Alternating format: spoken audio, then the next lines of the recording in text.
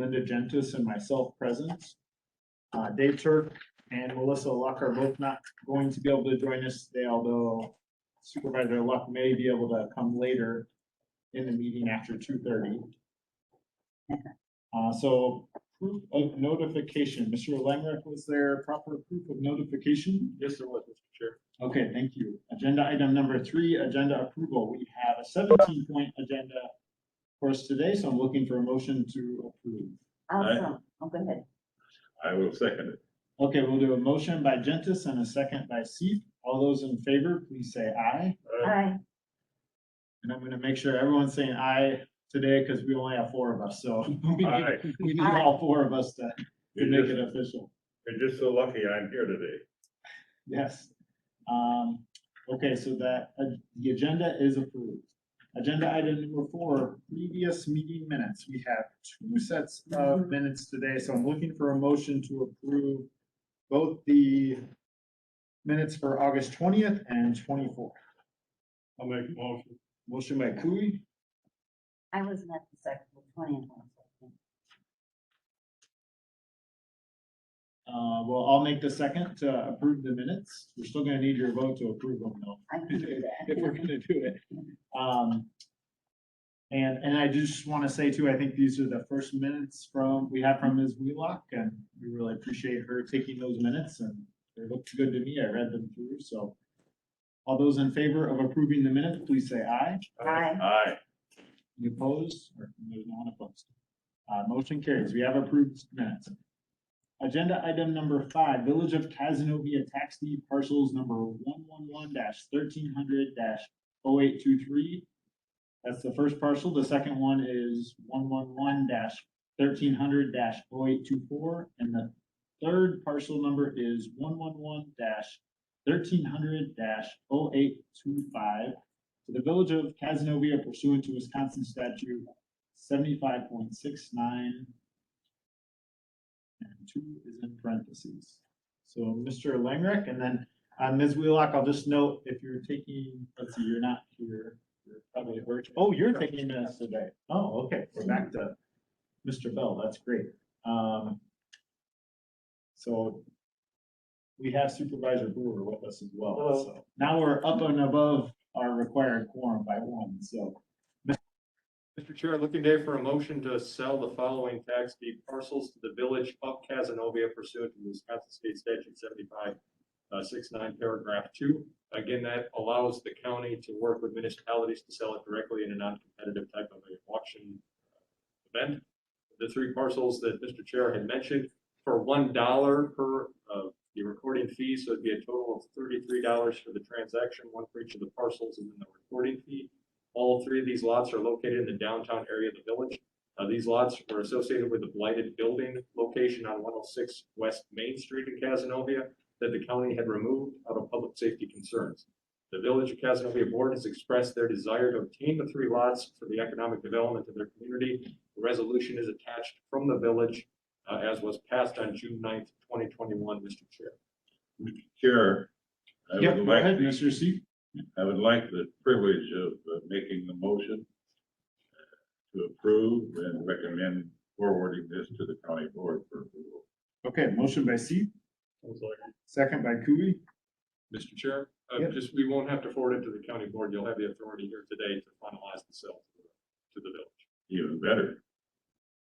Okay, so this is a motion to sell the tax deed parcels to the Village of Casanova.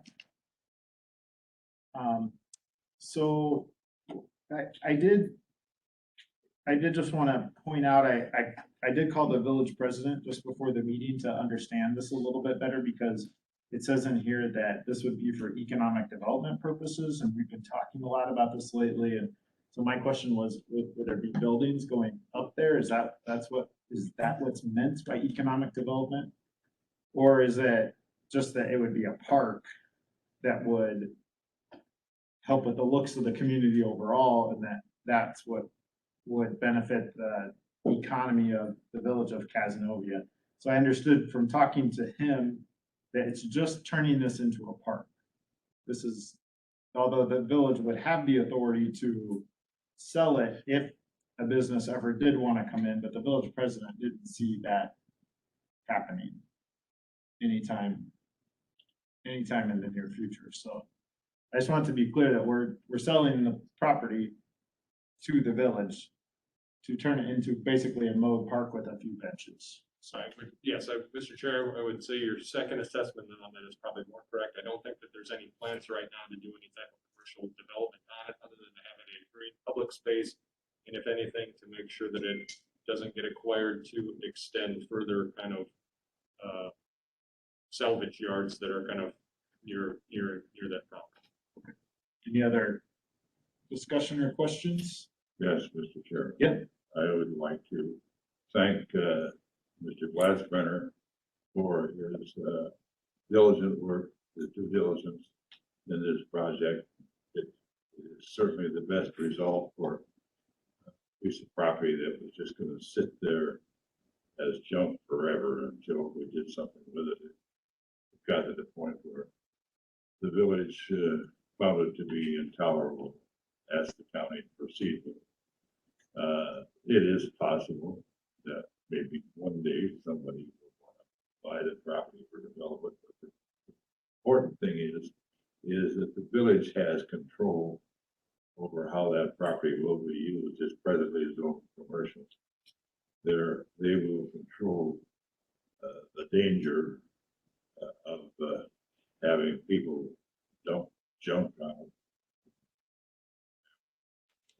I think it's very nice addition to the ambiance of the village. It has access to the lake. I think we should invite the county board there for a picnic someday. Okay, so all those in favor of the motion to approve the sale of this tax deed parcel to the village of Casanova, please say aye. Aye.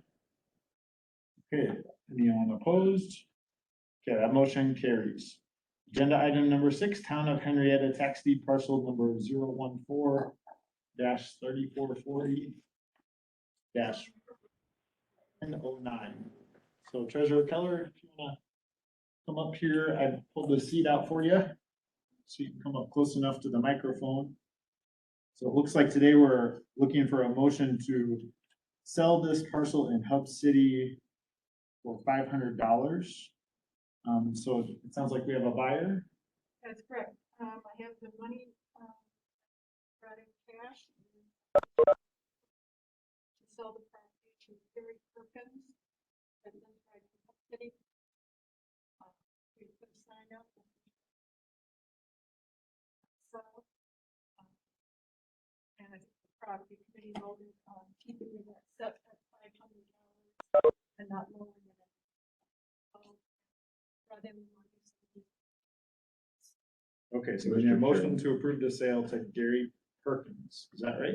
Okay, Go ahead. No, I was just gonna move, but if you have, I moved. okay, motion by, Sale to Gary Perkins on. motion by Gentis. Second by Brewer. Question. Yep, go ahead. Mr. Chair, could the treasurer repeat the name of the buyer? Gary Perkins. Perkins, Perkins. first name is Gary, Gary, that's the 2 R's. Gary. Garrry. Thank you.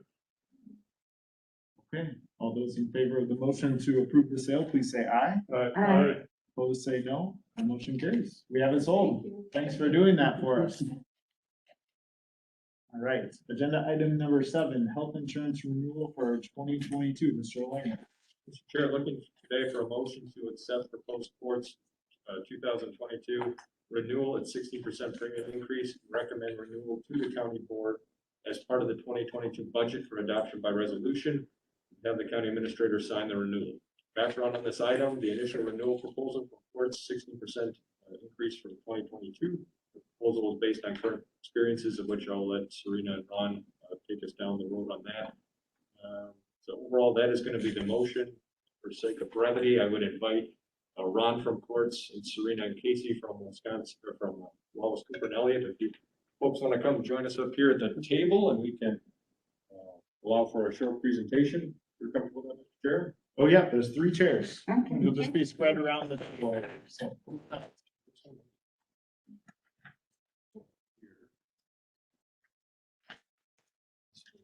Hang back. Okay. For now, or maybe not, maybe Yeah. just coming up. Yeah, Does that work? yes, please. Thank you, Casey. So can I ask you a question? So we have 118% usage, is that what I read? Well, let's go ahead and, Okay. have them introduce themselves and Okay. then give the presentation. And you punted them up with a good question, so, and then we can jump into other questions. So, All go right, ahead. good afternoon, everybody. I think most of us know each other. I'm Serena Chubendorf and Casey Peterson, like Clint said, we're from across the street here. Ron Sobrowning from Courts was good enough to join us today, so welcome him. He has been the rep for a couple years now with us, but with COVID and everything, we haven't been able to have a lot of in-person. So this is nice that he was able to join us today. We're just gonna keep it brief today, not much of a presentation. We've already had a couple meetings leading up to this. We are entering this would be the 6th year then that Courts has been partnered with us and with the county. This year, our numbers were a little higher, and I'll let Ron go through the details of that. But there's some large ongoing claims. There's there's just a lot to be taken into consideration of how they arrived at the 16% that we're offering the county this year for renewal. In the past, we have always been able to negotiate for some additional rate relief reports as well. This year, their underwriting team has decided that that's not an option because what the projected renewal actually did come back at was 35%. So based off of our relationship with Courts, they're pretty generous and operating us the 16 to move forward. So this would be bottom line, what we'd be looking at for the renewal. I do have something that I didn't get in time to get to Clint to get uploaded to you guys, and I'm gonna distribute this, and this is just a rate history that kind of gives from our partnership back in 2017 that started here. It just kind of lays everything out nice. The first 3 years we were on one plan design, then we made the switch. Yeah, that sounds great. Thank you. But it's just a nice comparison that Casey put together, puts all the information kind of side by side right in one place to take a look at here. I know we want to keep this brief today, so like I said, we don't have much of a presentation put together. We just want to kind of open it up for questions. I know there's going to be quite a few, and to see how Courts and their team arrived at this rate and kind of go over some of the details of that. And also, Clint, I didn't get this to you either. Ron just brought this today. Actually, we have an updated MLR. So we can kind of pass that along too as he goes through. The one that I did give you now to upload is going to be outdated compared to this one, but Ron can kind of talk us through the most recent one as well. I guess, I don't know, Ron, I guess I'll just kind of turn it over to you if that's okay. We'll kind of go through how your team come at the 16% and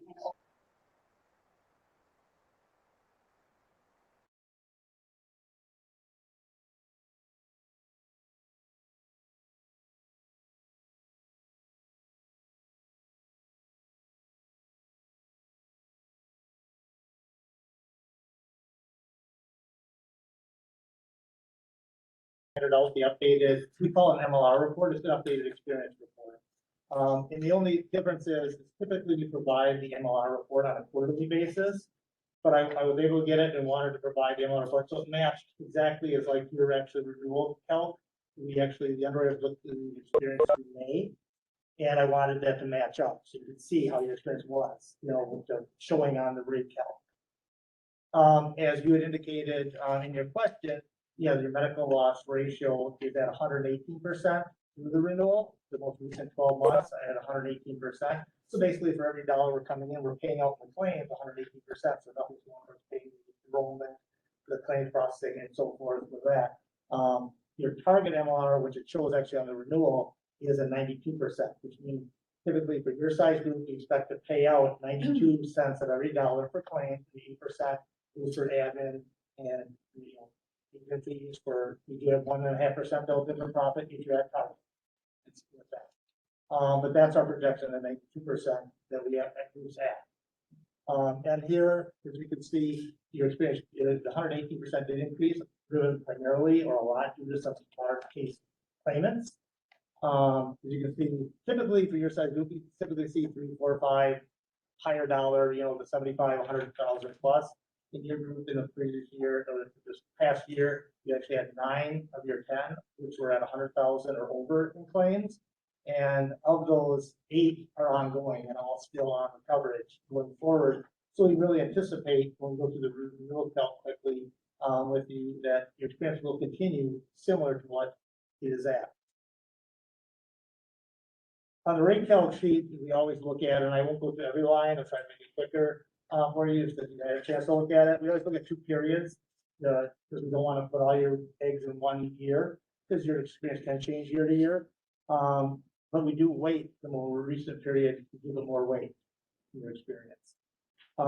We do take into account, we pull out any large claims based on the size of the group. So for your group, based on your size, we would pull out any amounts over 150,000, and that's on the medical side with one caveat. Typically, a lot of times we get the question is, why don't we pull out pharmacy? Well, we pull out that pooling charge or the protection that you have there is really for those one-time acute large claimants to protect you as a group. With prescription drugs, if they're ongoing, it's not at a one-time acute. That's an expense you're going to have year after year going forward. There are the exceptions when I say with that, because, for example, there's a hepatitis C medication. If your doctor actually believes you've tried others and it doesn't work, that pretty much, I think they say cures hep C. I'm not sure if it doesn't, but they say, but it's 3 injections in the course of like every month for 3 months, and that's about $100,000. If that was the case, we would pull that one out. If it's over your amount, if the person's claims are total over, we pull it out because it's a one-year occurrence. It's not year over year with that. So I just wanted to point that out because when we look at on line 4 of your rate calc, it shows what we're paying on or per member per month for your claims. It shows in parentheses the amount we're pulling out over that 150,000. And that's just the medical because on the medical side, there were only 2 claims that had amounts over the 150. All the other pharmacy or prescriptions you see on that high dollar page of the MR report are all ongoing with that. We do have a slight lag factor in the most recent period to ensure that any claims, typically there's still a couple of claims coming in. We typically like to look at a 3-month period to ensure all claims are in and received. And then we do apply trend. We're basically trying to take the point of your renewal to trying to forward to the midpoint of the upcoming year to see what your claim should be. And as you see at the top, our medical and pharmacy trend together is 8%. So we expect costs based on our contracts to go up 8% in the next year with that. But like I said, we look at your experience, which shows that $660 per member per month you should get if you just look at your experience. If we look at the manual book rate, it says you should get $498 per member per month. We do a combination of that. The larger the group, the more credibility you give to your experience. Your group, the last few years, has always been 87.24% credibility to your experience. So when we run those, 87% of the 660, or 13% basically of the 498, excuse me, gives us a 639 per member per month. Then we had admin in there. Our admin represents just under 8%, or should say just under 8%. Because again, our target is 92.1% for your claim. With that, so we have that, and there's one ACA fee that's still in existence. It's called the Corey fee, and that's very small. It's a 0.22 of per member per month. We have those together. We show premium that is looking at is $694 per member per month. Then we take a look at the renewal. What are we receiving?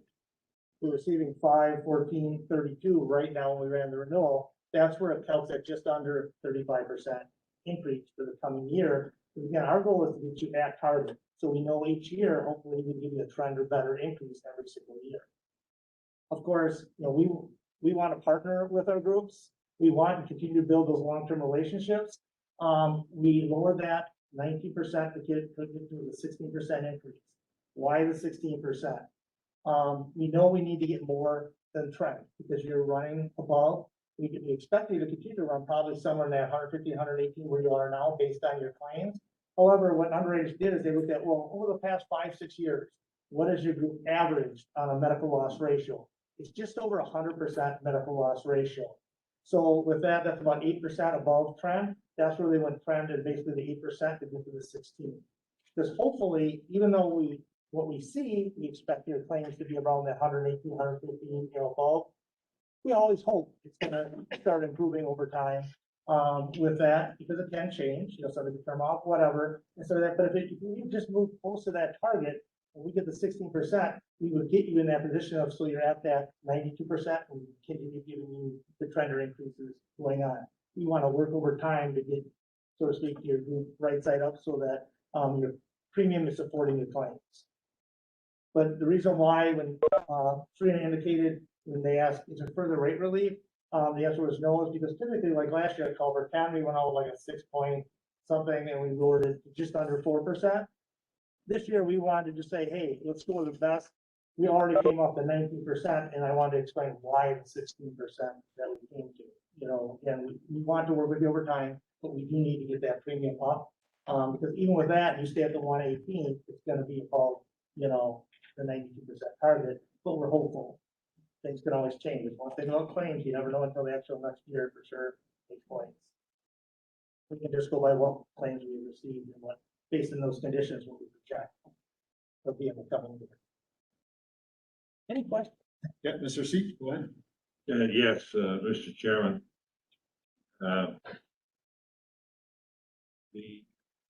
This question is general, not specific to our account. Sure. Across the board, generally, are there rate increases or experience increases because of the pandemic in the past year? And one thing you'll see in the calc, and I can point out with, is in the prior period, the older period, you will see an adjustment. It says, prior period COVID-19 adjustment. Because in the prior period, in the months of March, April, May, we did see claims go down in that period. That we know and expect that they would have been at this level if it wasn't for, because they couldn't get in. Due to, providers didn't want numbers coming in unless they absolutely had to. With that, so we know those claims are down, so we adjusted it to where they should be, so we can predict credible. Now, in the most recent period, no, it is just your experience. People were in general able to get in. Now all of a sudden it's starting to tighten up again with this. I can't say what maybe next year's renewal might show, but in the most recent period, we didn't make any adjustment for that because in general, people were able to start getting in if they needed to be. Just to be clear, I'm not speaking about our employees in this account. Yep. Yes, every group of ours, we had that adjustment if that March, April, May was a time period in one of the two periods in the renewal with that. Thank you very much. Sure, Mr. Brewer. That was my question.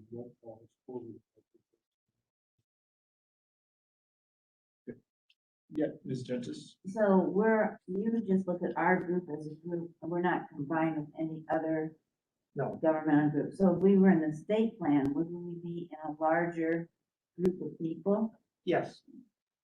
So we need to look at that. I'm just saying. Right, and again, it varies, because like a lot of times we get the question, well, what is this a typical increase you see from other large groups? Again, because you're a large group, we can rate you on your own.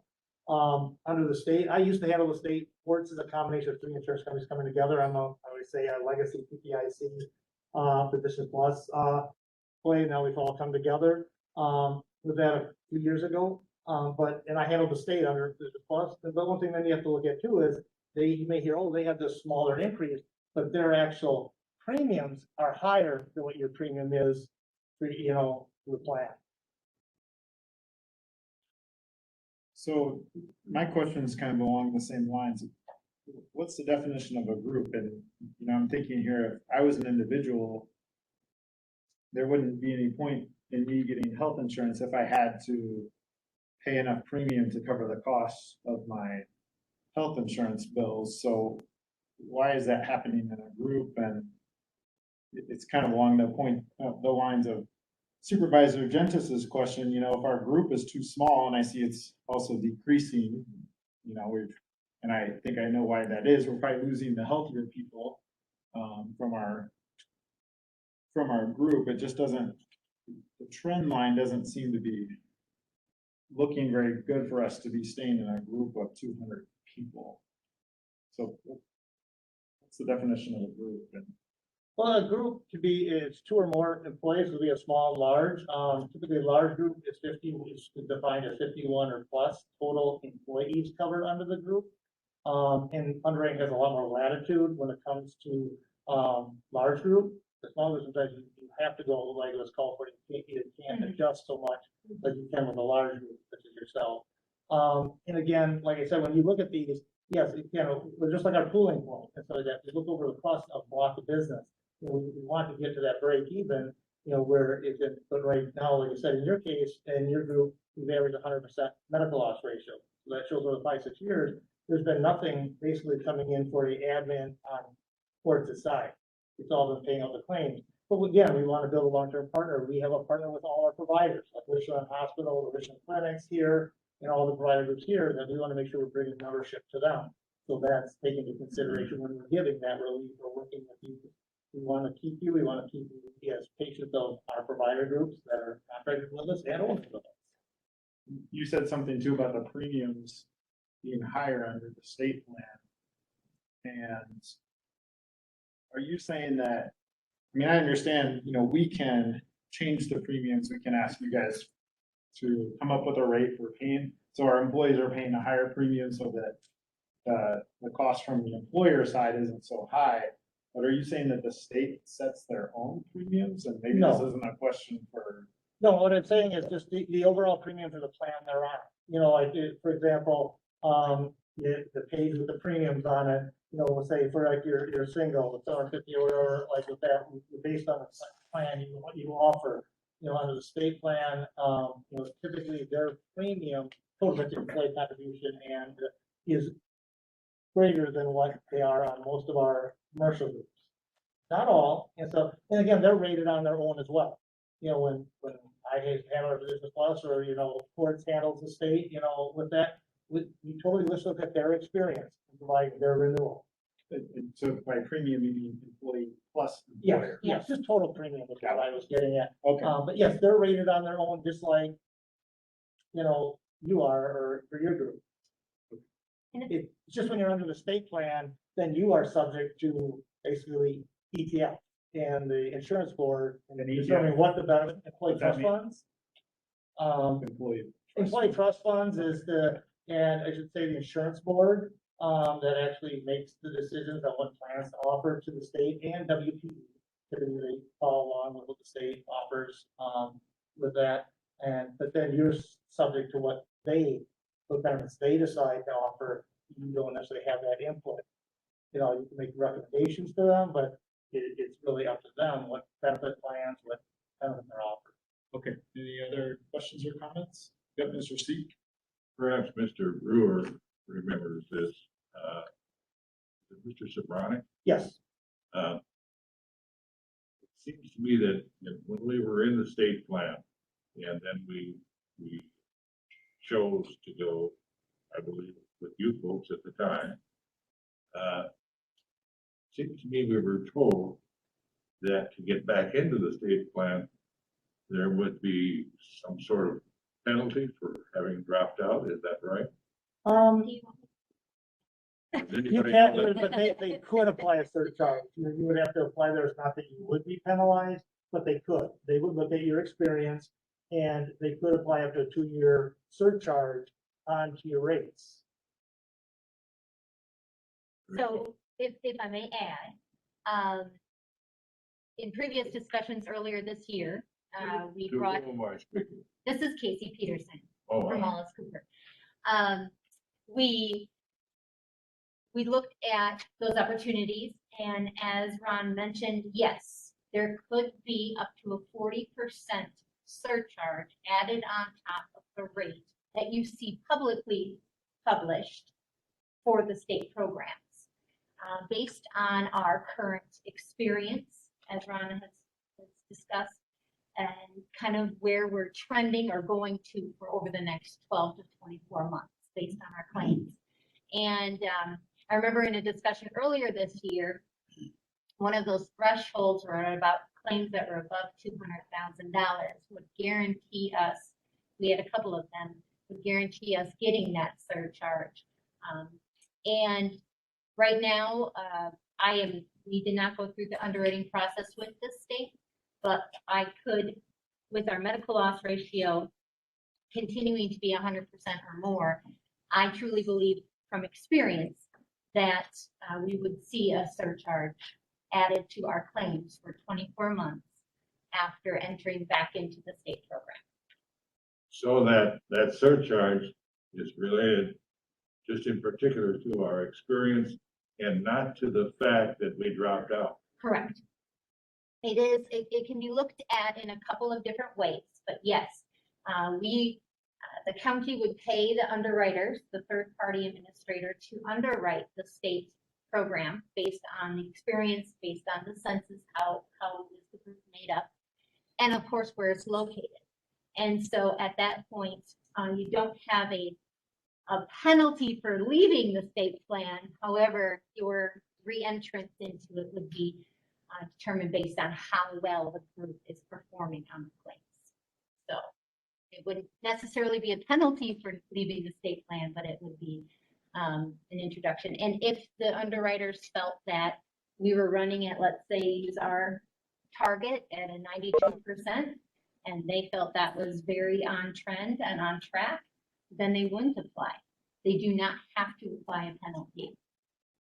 But in most cases, if our medical loss ratio is above 100, they would. So, Mr. Chairman, one more. Last year, our rate was 7%. 7%.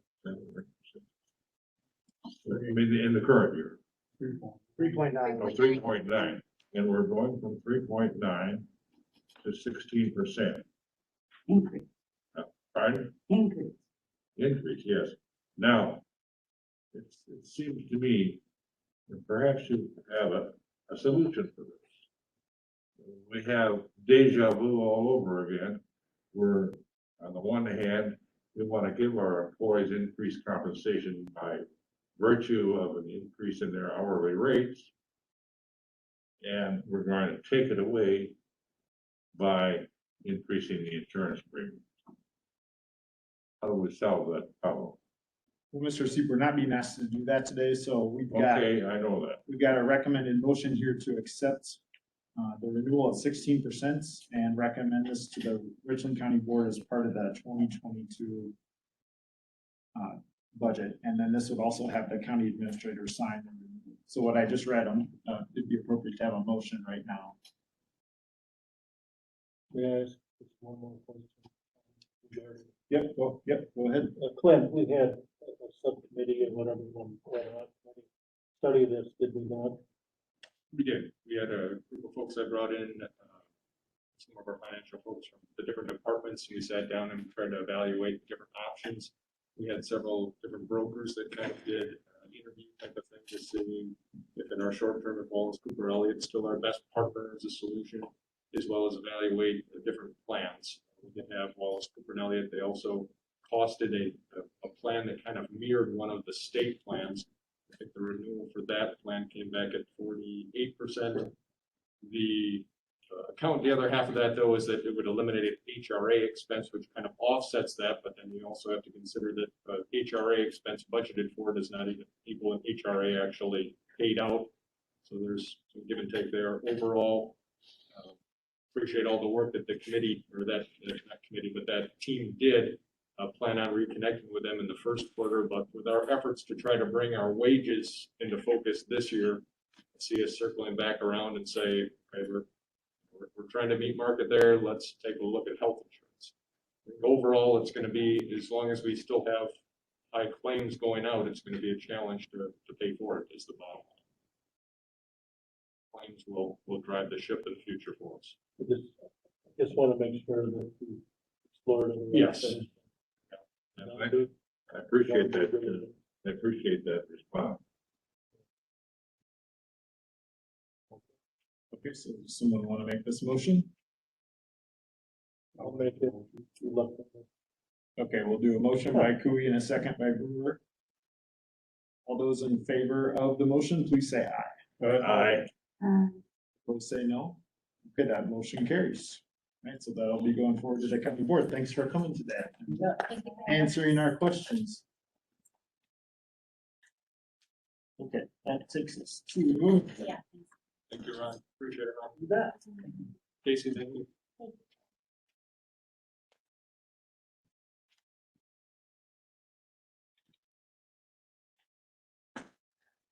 That takes us to agenda item number 8, recommend resolution for Buffalo NAS computer server purchase. Mr. Langren. Mr. Chair, looking today for a motion to recommend resolution of the county board to approve the purchase of the 2 Buffalo Terra Station 5121 ORH storage devices from JCOM Technologies at a cost of $15,293.70. At August 20th meeting, there was approval for using Fund 75. Looking now for the committee to recommend resolution in compliance with Rule 14, Mr. Chair. Okay, so here today, you're looking for that motion to recommend this to the county board. This was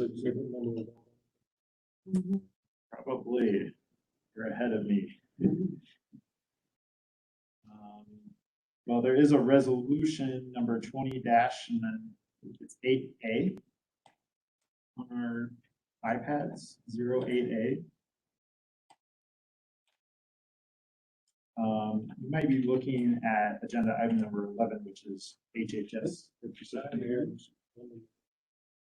Yeah, so here we're looking for a motion to recommend a resolution to the county board to approve the purchase of 2 Buffalo storage devices from JCOM Technologies.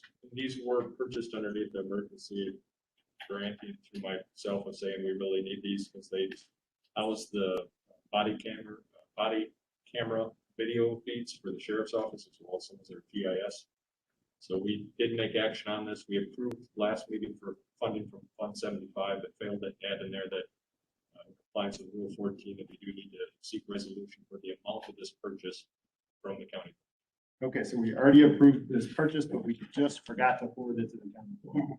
Yes, by we click, yes. But thank you. Well, we can take some responsibility. So, okay, motion by Gentis, second by Cooey. All those in favor of forwarding this to the county board, please say aye. All right. Please say no. That motion carries. Agenda item number 9, historic courthouse roof repair and funding. Mr. Langren.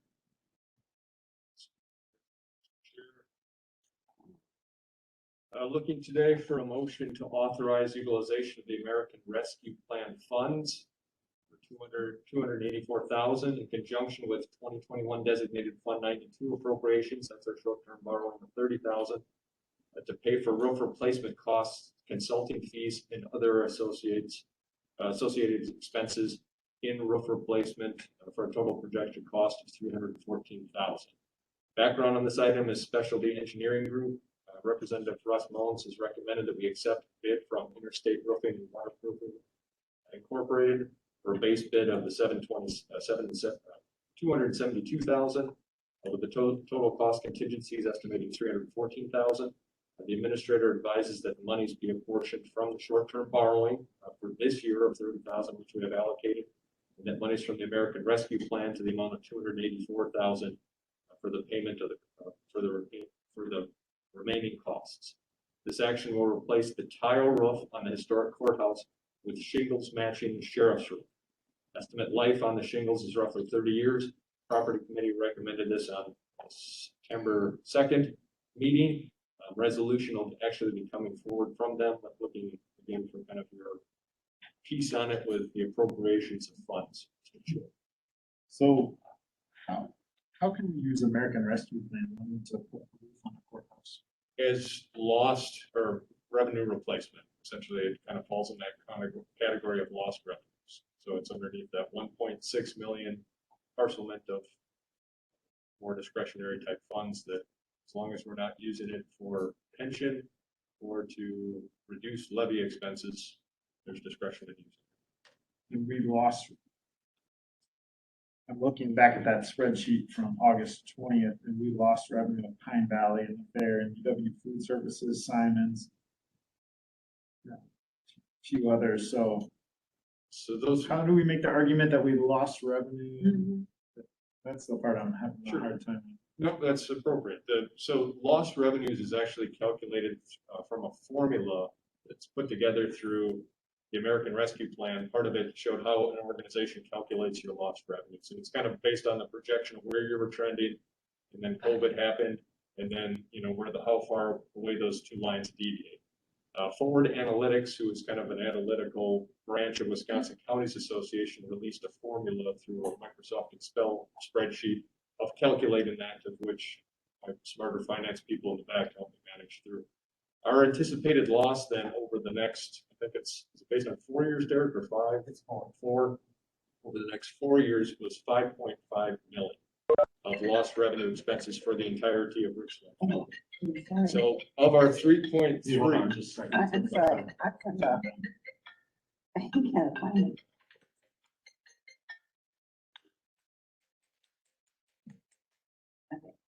If you could turn your I'll turn volume it down, off. that'd be great. and car warranty's probably expiring and you didn't even know about it.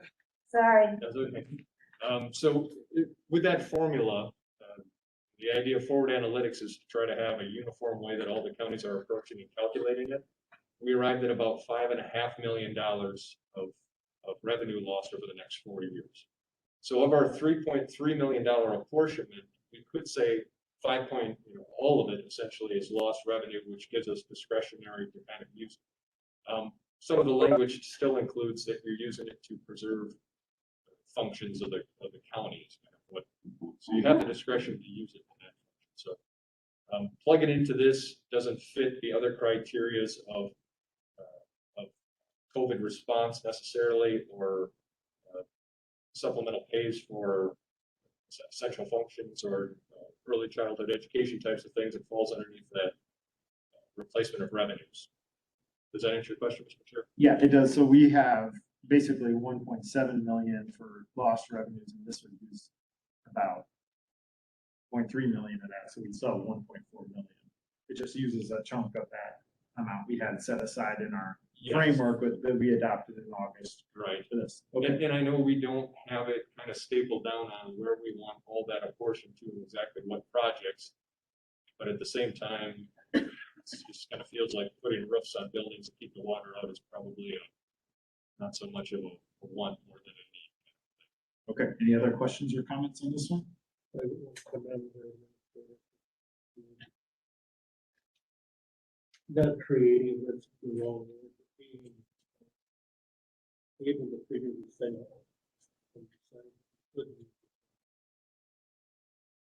Sure. Right. Ben will do it. Steal other people's credit, but thank you. Yes, Supervisor Jennings. The only question I have, and maybe it's on here and I just haven't looked for it, is that we were gonna try to see how much we have in and how much is, we spent the 200,000 on the broadband and this, and how much we have left, and we're gonna try to make a plan of what priorities, right? So we did we make do that, on the 20th? we did adopt that framework on the 20th. Okay, I missed that, I'm sorry. And oh, that's okay. August 20th, if you go to our Yeah. our folder online, So, there's a document called American Rescue Plan. It was agenda item number 12 back on the Okay. 20th. And there's a spreadsheet that Mr. Langrat created for us. And we adopted a motion to put 50% towards lost revenue and then 10% toward those other things. There's a whole way of carving I'll up go the look pie. at it. In the point of that, it kind of gave us an earmark on where we wanted to designate it, as well as we did have compliance with reporting that was due last week or the week before of where you're earmarking your funds. So we did that for things. So then, yes, and not that the plan can't change, but then out of that 50% of more discretionary type funds right now, we're kind of marching down the path then of putting it towards a roof, de facto of putting it towards. We have other projects. I think that's kind of the only lost revenue one that we have in mind. But then we have requests though for other projects that are still in there that we'd have to figure out. Okay, so we're looking for a motion to authorize $284,000 in American Rescue Plan funds and $30,000 in Fund 92. That short-term borrowing? Yes, it is, Mr. Chair. Okay, for a total of $314,000. And is this going to the county board? No, the actual resolution, Mr. Chair, will come directly from property committee, who's offering it to that. You're kind of this other branch of kind of That's proving right. where it's gonna be funded for, so. Okay, So you can stop, I mean, you can stop it going forward, but we'll still have it march from property committee to the county board for the actual resolution. okay. Looking for that motion. I'll make a motion. Motion by Cooey, Second. second by Brewer. Yeah, go ahead. I am aware historically that there was a lot of to-do when the courthouse and the jail were built back in 1982, about how the roof should look. And are we sure we want to do away with the tile? The It's the question. bid on the tile, if you have a minute, Mr. Chair. Yeah. pull that up. Tile was fortunately crazy more expensive, I think, even to Oh, do, yeah. to do even a peel and patch and retile, I think costed just as much as reshingling the entire roof. Mhm. To do a complete retiling, I don't know if we even did that, because we knew it was gonna be very expensive. Let me see if I've got that. You must have had a lot more money in 1982. Yeah, you could raise taxes back then. Well,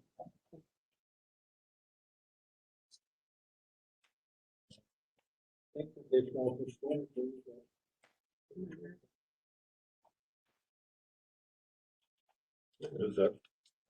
As Mr. Brewer said, excuse me, Mr. Chair. Yeah. That's correct. As Mr. Brewer alluded to, there was an awful lot of debate and discussion over the historical significance of the architecture of the building, its history. And that probably is the reason that the investment was made in tile. Now, I don't know whether that building is a historical landmark. Yeah, if it is, that may have some bearing on our decision. Can answer parts of those if you'd like, Mr. Chair. So our courthouse, I think we made modifications to it to the point where it's not in any type of historical registry that would limit what we want to do with it. At the same time, we certainly do want to preserve the aesthetics of it the best that we can. The bid that did come back from the same, from Interstate Roofing, which the bid is the one that's recommended. So for the base bid to repair the portions of the roof with tile, just the base bid came in at $310,000. The base bid to replace the entire roof was $272,000. So even to tear out those valleys and try to find where the problems were and then just retile those sections was already almost $40,000 more. So not to do the whole roof like is being proposed with this $314,000 project. This is just doing Yes. parts of the roof Just where there was damage to the concrete tiles. You're right, and for the best part of the knowledge, the tiles are probably fine. It's the under laminate from the weather and the contraction, the heating and expansion, especially noticeable in the valleys. With that type of a project too, at 310,000, Russ kind of thought that, well, that solves your problems mostly on the south side, but the reality is that your north side's probably going to catch up eventually, so you might have another injection of multiple hundreds of thousands to chase those problems down. And I think we decided not to even have anybody bid a complete replacement on the tiles just for the sake of the expense. It would be beyond probably what anybody had an appetite to do. Okay, all right, so I think we got enough information now to I vote. have one more question. Okay, go ahead.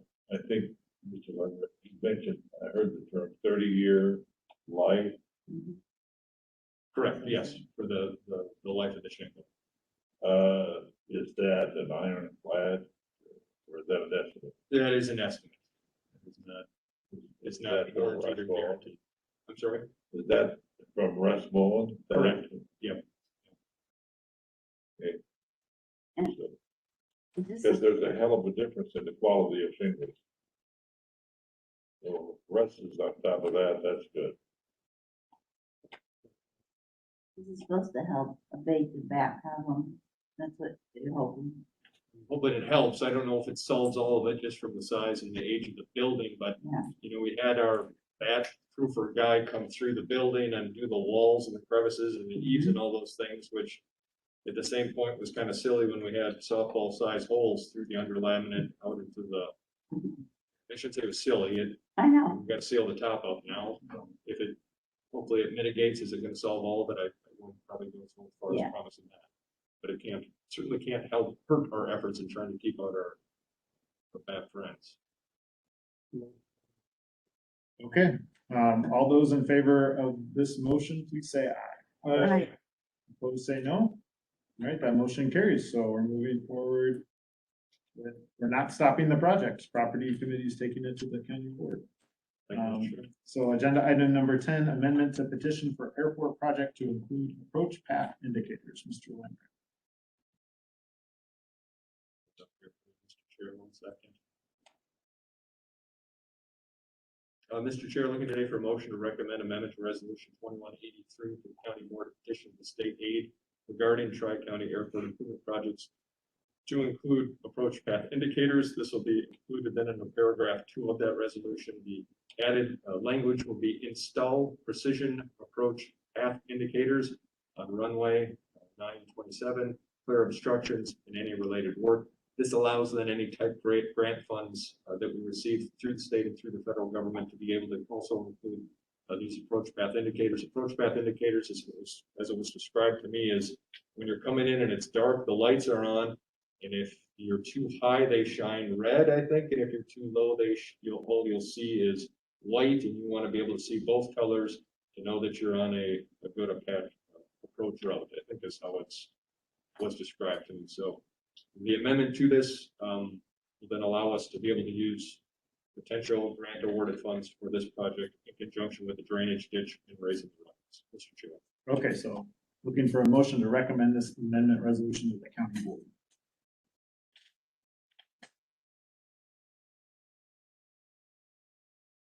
Oh, I'm sorry. Mr. Seat? Yeah. So moved. Motion by Seat, second by Brewer. All those in favor, please say aye. Aye. Opposed, say no. That motion carries. Okay, that takes us to agenda item number 11, recommend resolution for purchase of 26 new computers for HHS.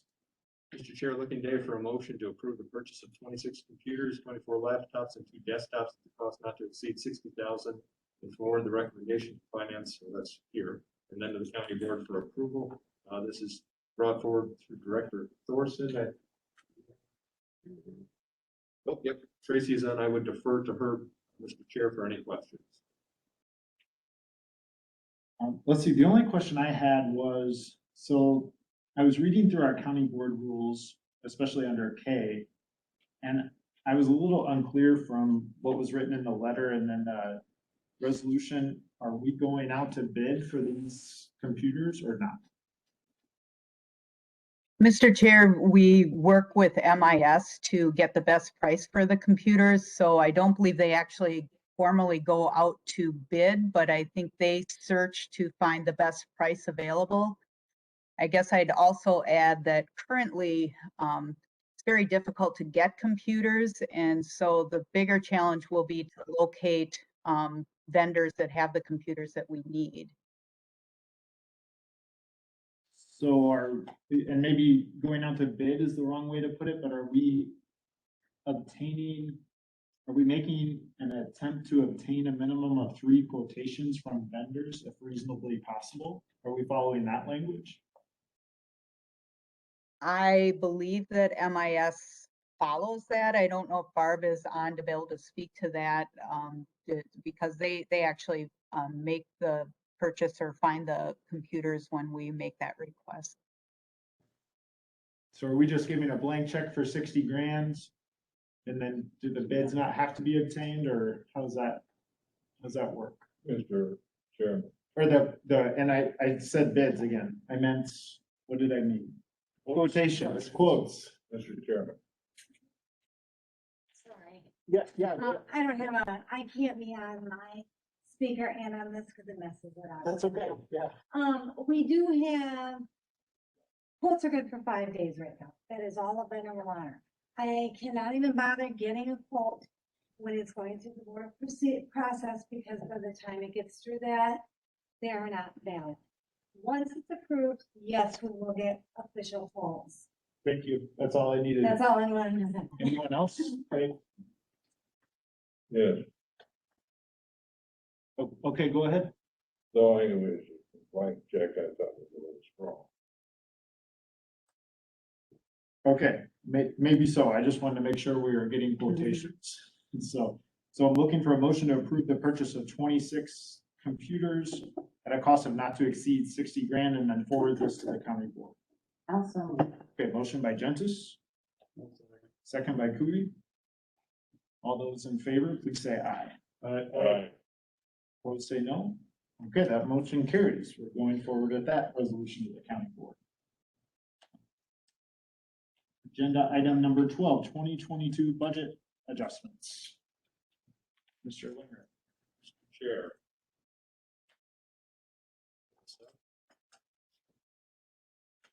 So looking today for a possible multiple motions that are before you. Different options for motions. You can see underneath the item 12 summary sheet. Possible motion to accept the recommendations from the administrator as presented. Motion to accept the recommendations from the administrator as the committee amends. Motion to accept recommendations from the county administrator for consideration at a future committee meeting. Motion to advise the county administrator to return with amended recommendations based on guidance offered by the committee who specified actions and votes at the meeting today. So those are kind of one of the many that I'm looking for. If there's other types of actions that are germane to the item, there are also other possibilities. Attached to this summary is a spreadsheet titled the 2022 Budget Gap Tracking and Options Development. The date on there was September 2nd. I've updated that today to September 7th with a couple changes that were brought to light this weekend.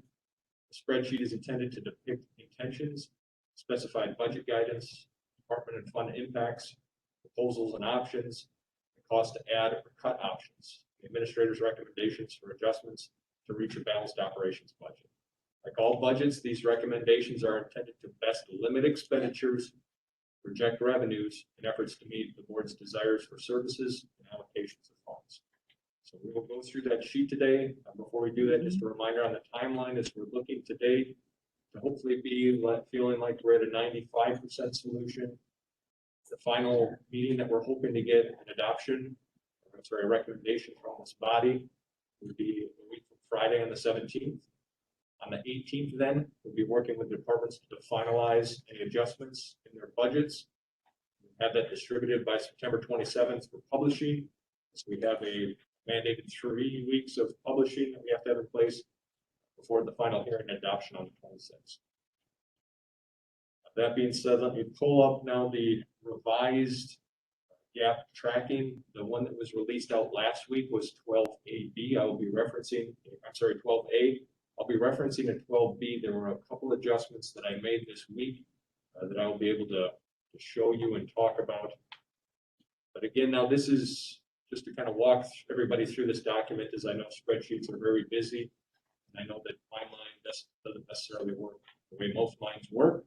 So we'll get oriented to the document, and then we'll kind of walk through some of the pieces of it. I'll show you some of the major changes to it. Then I'll kind of go through then the different options that are still there for consideration. So the sheet is broken down. The top section is specified budget guidance. Is kind of some of the bigger significant impacts that were given by guidance to departments outside of the plan for a 7% increase, plan for a 7%, I think, health insurance increase that we also had incorporated into the preliminary budgets. We also had these items in lines A through F. The existing budget gap that we adopted we accepted as a preliminary report was the $464,000 number. The next sections here are the different talking points that our departments came in and petitioned to request to add back in. There are elements that your administrator considered also potentially cut out. So when you're looking underneath the columns there, if you look underneath additional gap, Those are the items that were requested to be added back in on top of the preliminary budget. They come in an added expense, so they widen our gap. The items then on to the right there underneath the fill options are additional options to flex to reduce budget or to cut expenditures, thereby filling that gap. And then off on the right, you'll see the action list with the current recommendations from the administrator, which arrive at either a positive, which is making the gap again larger, or if it's a negative, and it's a cut that is going to reduce it out of our operational expenses. Okay. So that's kind of how this section works right here. We'll come back to it in just a minute. I want to go down to the bottom of page 3 or 4 into page 5, so you can kind of see the different pieces with health insurance underneath the items 101, which you'll see on page 5. This is where our health insurance parts are. This includes, again, what the expenses. You're on 12A now, right? We're looking at item 101.1, which is on the. I just want to jump in here. We're on 12B. 12B, You can just get rid of 12A totally. okay. Yep, I'm sorry. And then he's at the top of page 5. And when he said 101, on the very left-hand column, there's numbers. Yeah. And so he's on 101.1. Thank you, yes. Okay. I'm not very- You have to talk a lot, and I'm happy to jump in to help. I appreciate it because I've If I been can. staring at this thing for way too many hours for the last few days, so I just assumed. So everyone Health else and Human knows what I'm- Services, right? Well, I'm looking at Health insurance. health insurance on the top of page 5. Oh, down. Oh, got it. Sorry. It's right up there. And so Oh, there. this includes then again on the Okay, first got it. column, you're going to see the added levy impact or the added premium impact for the 16% increase. And then on the column next to it, the absorptions that Pine Valley and Highway currently have indicated that are not going to impact the levy. Okay. Underneath the options and resources for additional fills, these are the different levers of essentially some of the revenue sources that can be also used as fill. Some of the items that arrived to us very late in the week, last week, as well as into the weekend, included the property tax number that you see underneath item 102.4. So our property tax projection for our total, for our maximum increase for the levy came in approximately $61,439 higher than we had in the preliminary budget. Did I state that correct, Garrett? Yes, that's correct. That total was released Friday afternoon at 2:13 from the DOR. So I looked at that, and the new, or the allowable levy limit for us for 2021 will be $6,637,090. The total number is actually in the $10 million range, but remember there's debt service payments are included in that number too. So that gap of 60, or the difference of 61,000 is that the difference between the rate just released on Friday and then the one we had the preliminary budget for, which we just used what we had last year because we needed to have somewhat of an idea for a budget by August time. So that's the difference. Thank you. So maxing out our total allowable amount for operations levy allows for $61,439 to take us up to our allowable operations levy limit. The other item here that changed over this weekend is 102.8. 102.7 and 102.8 show our contingency fund. Now, last year when we budgeted for this year, we came into this year with the mindset that we knew last year we were under budgeted in placement, and we didn't know what our COVID-19 impacts were going to be. So we wanted to have additional cushion there for revenue impacts. So we ended up budgeting at $400,000 or so of actual levy impact that we took taxes for. Going into the preliminary budget, we took off the expenditure of $300,000. Stop me if I'm saying this wrong, maybe, but we did then also accommodate then for using that money as a surplus spending. So we accounted for $300,000 of it, but because it's a reduction in expenditure in using that fund balance as a resource, it should be 300 reduction plus a $300,000 surplus to be utilized in the next year. So it adds an additional $300,000 of gap fill for budget purposes. Okay, so those are the major kind of pieces that came into play this weekend. So with that being said, to make this a little bit more confusing, I would now direct you back to the top of, in the middle part of page 1, we'll start to kind of go through the different departments here. So at items 101 through 103 is Health and Human Services. There was a petition to add back in the drug court program at $15,000. Tracy also presented a $60,000 impact of requested add, but deferred that to 2023 for the expanded psychiatric help. And then prior to the arrival of understanding that we had an additional $300,000 of contingent fund that we're going to do a surplus revenue spend on, I initially had this on that first copy to do a reduction of $200,000 to the initial $490,000. So I'm now recommending that we leave that as whole. We do a $490,000 increase for chapter 50 and 51 for that. So I don't recommend right now any type of adjustments to Health and Human Services.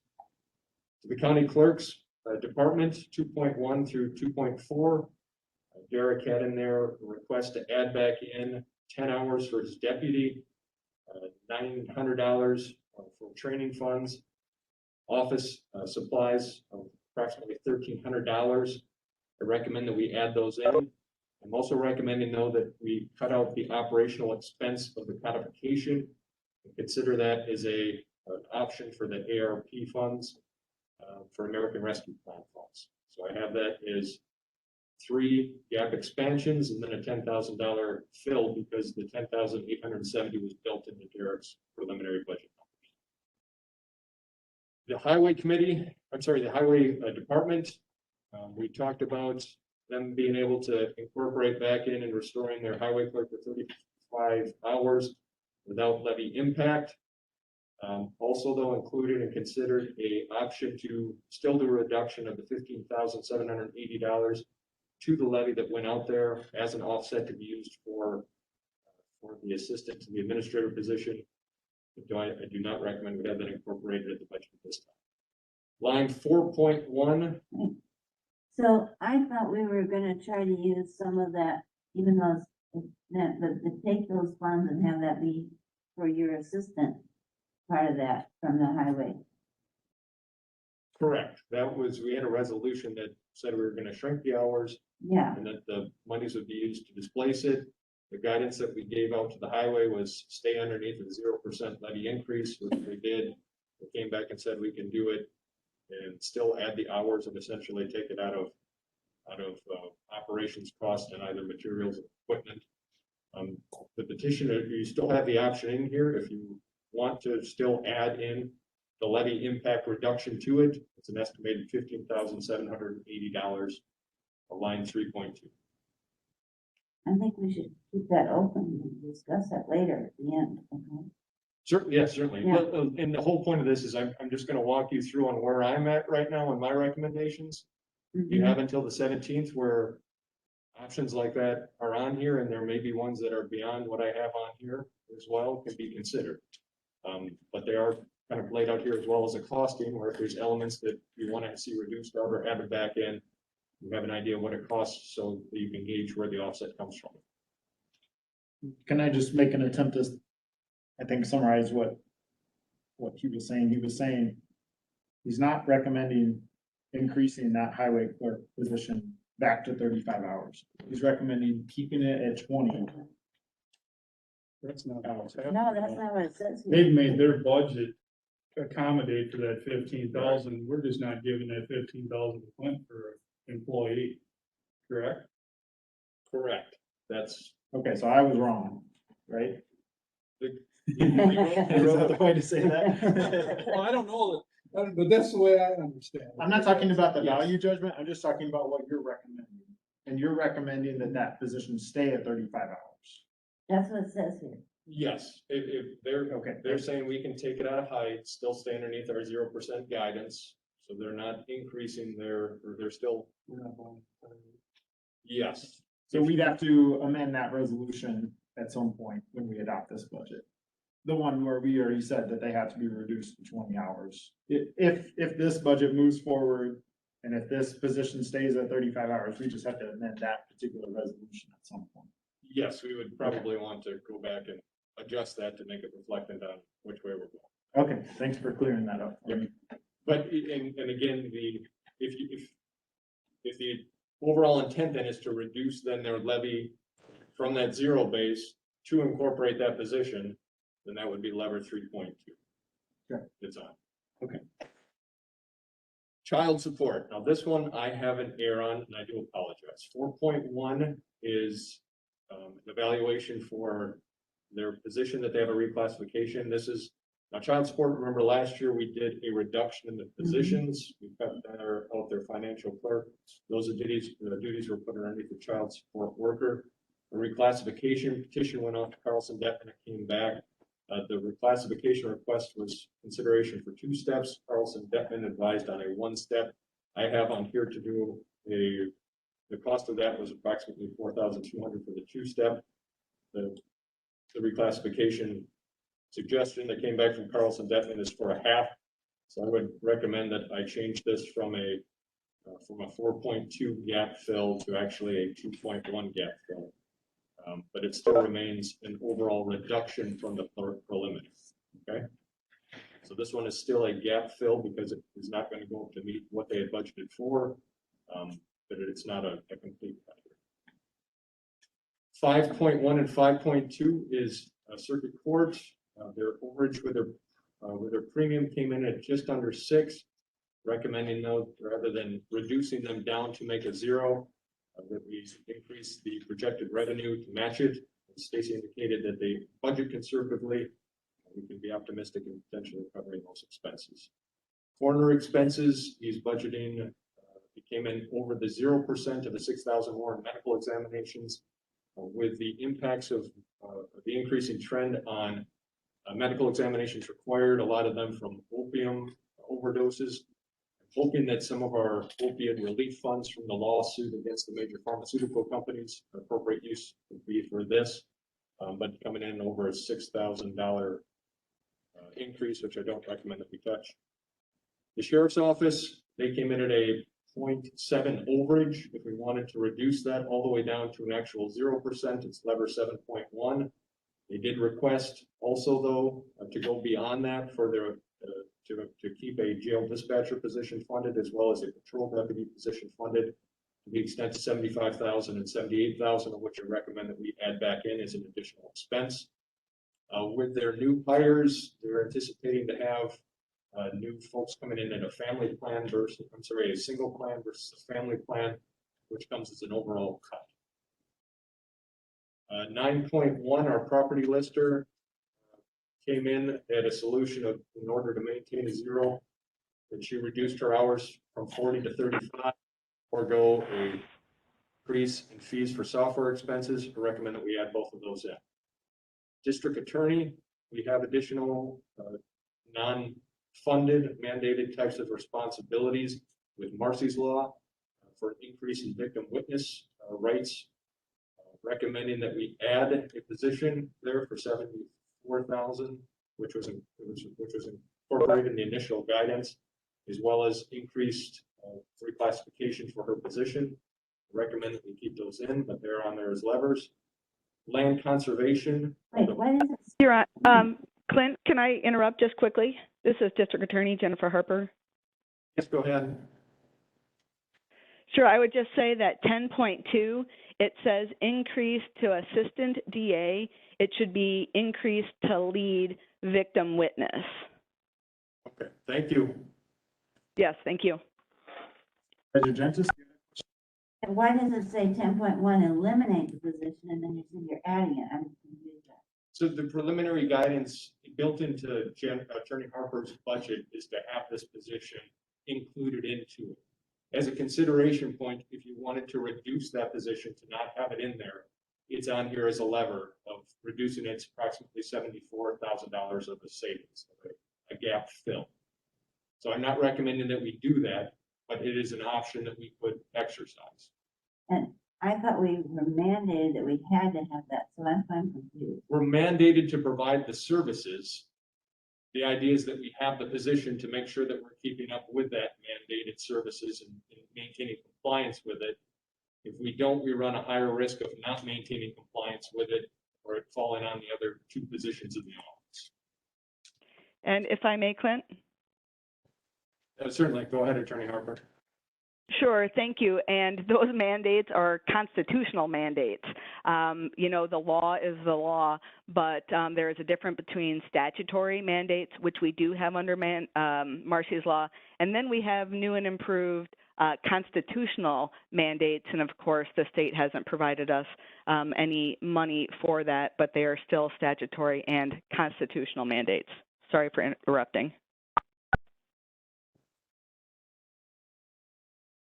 Good to go, Supervisor Gentis? Mhm. Thank you. Still on the floor, Mr. Chair? Yep, yes, you do. 11.1 through 11.3 is land conservation. I'm recommending, so we had the well study that's on there, $5,000, recommending that be cut out. There was a request to consider having parsonage control added in of $500, recommend that stay out. There was an investigation into potentially accelerated timber sales that could amount to $15,000, recommended that we don't touch that for this year. MIS items, 12.1 through 12.5. I'm recommending the first one, the reclassification of MIS assistant position. The iPad purchases, I do not have in here. And added a casual part-time support assistant to help out with our meetings at $13 an hour. Estimated total cost of $3,000 annually. I'm recommending that we incorporate that as an added expense, as well as on-call rate for our hourly employees when they're they're obligated to stay on call throughout weekends and evenings. And then a petition or an investigation into a permanent position for the radio tower 911 coordinator position. I'm not recommending it this time. Items number 14.1. There was investigation again into doing an imposed reduction from Register of Deeds, arriving at potentially $5,873. I'm recommending that we do not do that in the 2022 budget. Treasurer's office had a budget that had overages, which in order to cut to get to 0%, those items roughly $6,000. I recommend that we do not touch those this year. Grant utilization, as we talked about, last year we were spending approximately $55,000 more out of the land information grant for salaries. And again, the conversation we had on trying to affirm that we're using that grant to get best intentions of the grant, recommend that we keep that out and we keep the reapportion salaries towards the levy. The administrator's budget came to a preliminary with the assistant to the administrator position cut out in order to meet the guidance, recommending that that position be moved back in. Your other two levers that are presented here would be, if desired, you could cut out training of about $2,000.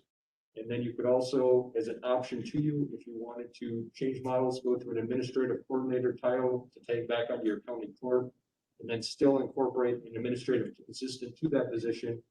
You could reduce your administrator at $110,000, add in a $74,000 assistant, come out with about a net savings of about $36,000 as an option. Not recommending it today, probably a little biased on that one though. Tri-County Airport, previous actions that the body took to adopt a higher operational expense and capital improvement expenses amounts to $7,356 going into the following year. I recommend that we add that expense. We could enter a partnership, paying out approximately $20,000 a year right now. Do not recommend that at this time, but it's on here as a lever. Pine Valley Community Village, part of their budget is built on allowing them to increase to a step 6 increases on top of the proposed wage reassessment of 7%.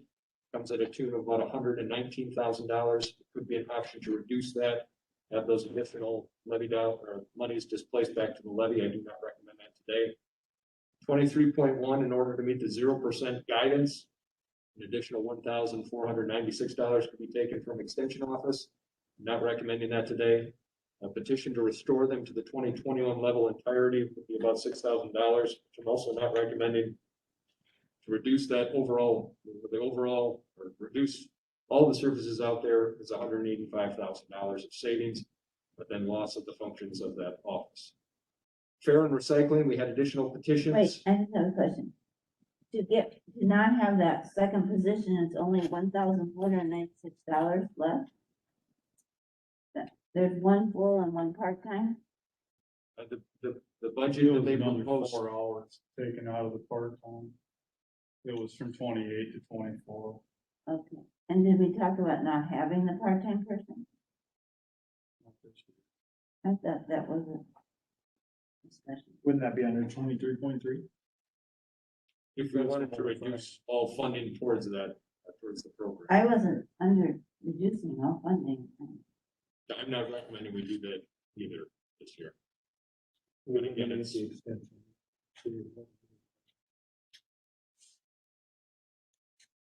the fair and recycling, 24.1 down to 24.3. These are the additional requests that were brought forward. Not recommended action on these this year. Administrator Langrup, and Mr. Chairman, Go ahead. if I could make a clarifying statement here. The things that are bracketed are things that are non-mandated benefits. You're thinking in those terms. So we could eliminate it if we wanted to. Right? Because we're not mandated to do these things. Not necessarily recommending it, but this is what you say. Thank you, Supervisor. Yeah, starting at 19.1, I tried to categorize your non-mandated types of services towards the bottom here and tried to associate kind of what the total cost of those are levies, so you understand to what the total cost is for those services provided. I shouldn't say total cost, the total levy contribution, if you will, for what those services. Often you're getting a lot of different revenue sources and streams that are comparable. Past fair and recycling, the Parks Commission, options to you would be to do a $10,000 surplus spending from their fund balance, which equates to a fill, which I am recommending. I'm also recommending that we separate our partnership with Hidden Valleys as requested by the Highway Parks Commission of $1,367. If we wanted to reduce all fundings for that operation, again for the year is an additional $27,060.44. Simon's Recreation Complex, to reduce all levy expenditures on that for the next year would be $34,000, not recommended for this year. Highway Food Service, the same of $3,171, not recommended this year. For Highway Campus, overall, we have, the budget is built with a $10,000 reduction from last year of $60,000, recommending an additional $10,000 for maintenance fee going into the following year. We can $40,000 yet out there in maintenance expenses. For the economic development, there was a petition to have additional expenses for potential reclassification, increased contract support, reallocation of the Chamber of Commerce appropriations, which is currently cut out budget right now underneath myself. If we don't want to cut the Hidden Valleys, if we want to reincorporate that cost, then I would say that we add that back underneath economic development under line 29.4. Marketing and branding initiatives, a request for additional $20,000. If we wanted to reduce the current contracted services that we have out there, there's about $8,000 of the budget working there. $4,000 would be impacting the county, not recommended. If we wanted to reduce our half of economic development, would be $72,935.38, not recommended. We talked about the health insurance, what those impacts were, the overall gap increase from the 16%, as well as then the absorption from Pine Valley and the absorption from Highway, which is anticipated. Tracy with Health and Human Services kind of felt like their total revenues are going to be maxed out based on their budget. I do not see that there would be potential room for any more absorption to it. Going down into your options for fills, we talked about the tax deed sales. Currently still have the mindset that that may be hard to try to project what that would look like, as well as we did have talking points too, if that can kind of, if we see it as a revenue gathering thing and we're budgeting as a revenue gathering thing, does that become kind of a goal then to acquire and sell for the price of turning a profit, which may or may not be viewed by some, but overall, I'm not recommending that we budget as a gap fit or a fill option for us. Sales tax, don't recommend that we touch that one. Interest income is going to be small. Property tax, as we talked about, is a increase to our allowable amount of 61,000. So that is incorporated as a fill option, which reduces our gap. Wheel tax, not recommend touching at this time. Undesignated fund spending, we talked with Bill Moyleen. He thought is a conservative number in order for us to keep underneath our 25% ratio of budgeted expenditures for our overall general fund operation. We thought about 268,000 and change would be a number that you could work with and still stay underneath that ratio. Initially then proposed a $25,000 use of that with the money that we identified underneath 102.8. 250,000, not 25,000. Oh, yes, Right? thank you. Thank you. Okay, I did. I appreciate it. Yes, 250,000. Recommend though that we adjust that to fill 88,000 of undesignated funds towards the budget. Now your contingency fund, again, we talked about earlier, it's a $3,000 reduction. 300,000. 300,000. Reduction to expenditures, and then also using that surplus as a revenue. That'll leave us with a small amount of contingency type funds that I think is appropriate in case the HVAC system goes out, or if we have an overwhelming amount of turnover that results in increased family health plans, we maybe have expenses for that as well. American Rescue Plan is on here as a marker of a fill option, again, underneath that $1.6 million of lost revenues. You do have the option to use that to fill operational budgets. It is not advisable because we're trying to use it if we can for one-time events or generational type of impacts.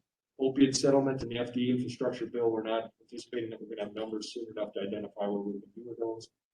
Your other markers are Pine Valley, as we talked about, their debt service fund incorporated into the preliminaries, the full $504,996 of that account that we anticipate bringing back over them for general fund uses. There are other available, there are other funds that are contingency funds, which they're hoping to maintain at three-month operation, as well as their capital improvement fund, not recommending that either of those be used. And so on this form, you'll see approximately a $2,000 underage right now up to the good, but with my mistake on the child support line, that's about an even balance of wash. At 1,200, something there. Yeah. So Yes. basically with everything you got in the far right column, Mhm. that's gonna balance it. That is the recommendation, yes. Right. And so I bring this to you, Mr. Chair, is, again, not possibly all the levers, but hopefully 97% of the levers that are possibly there for you to pull, again, on filling the deficit, or if there are other things that you want to incorporate in as an expense, you have other options to incorporate on where you want to raise the funding or the revenue to balance it out. Mr. Chair. Okay, so can you try to explain the contingency thing just a little differently? I'm really confused on the contingency issue, how did we all of a sudden get 600 grand? Okay, so, and we don't have 600 grand there. I think in our contingency fund right now, we have about 569 of a balance. We arrived at that balance last year because we budgeted and had as a levied expenditure, we had 410,000. that we budgeted for that.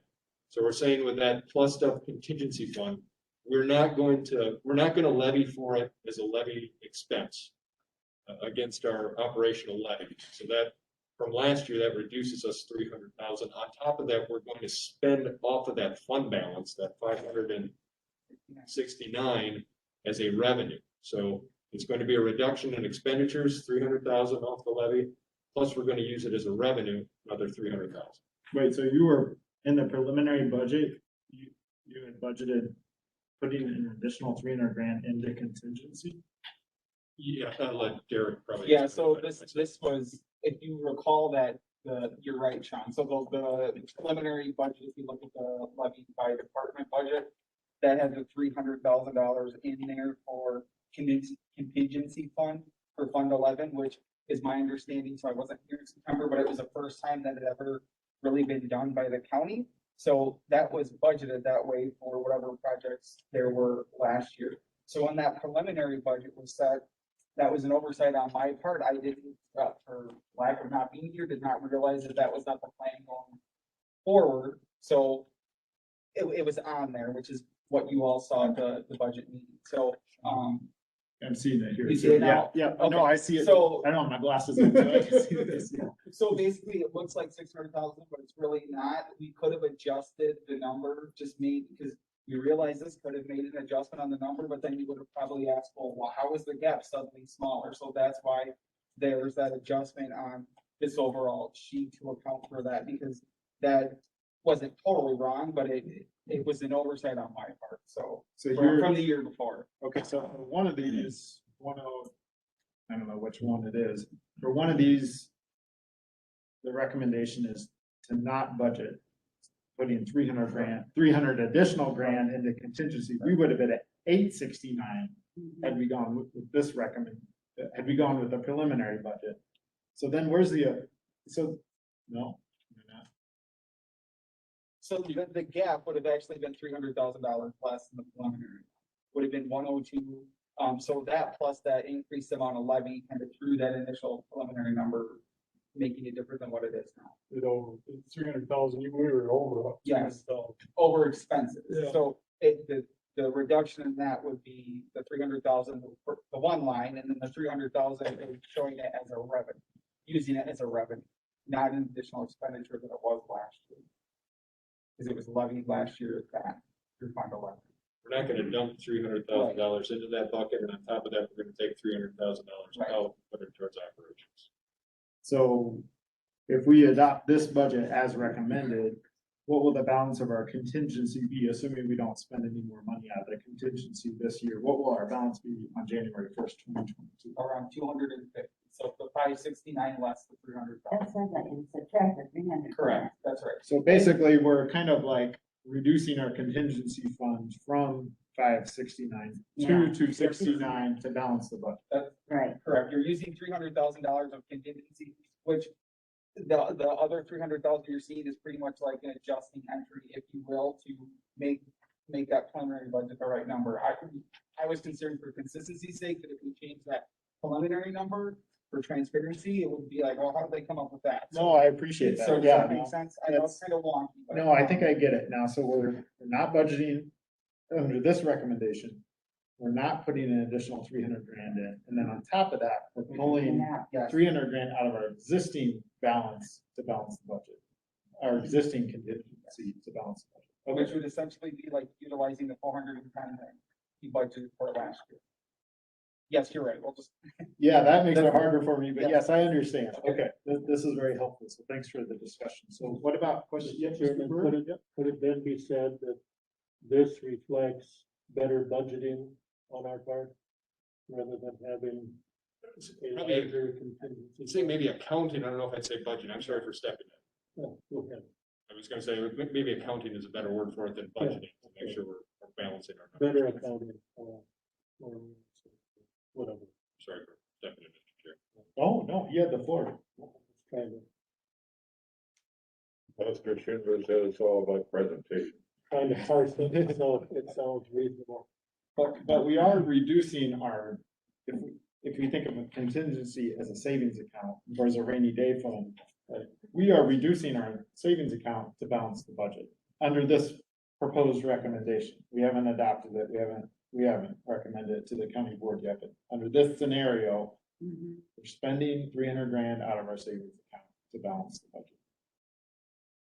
Either take it out of that savings account or take it out of the general fund savings.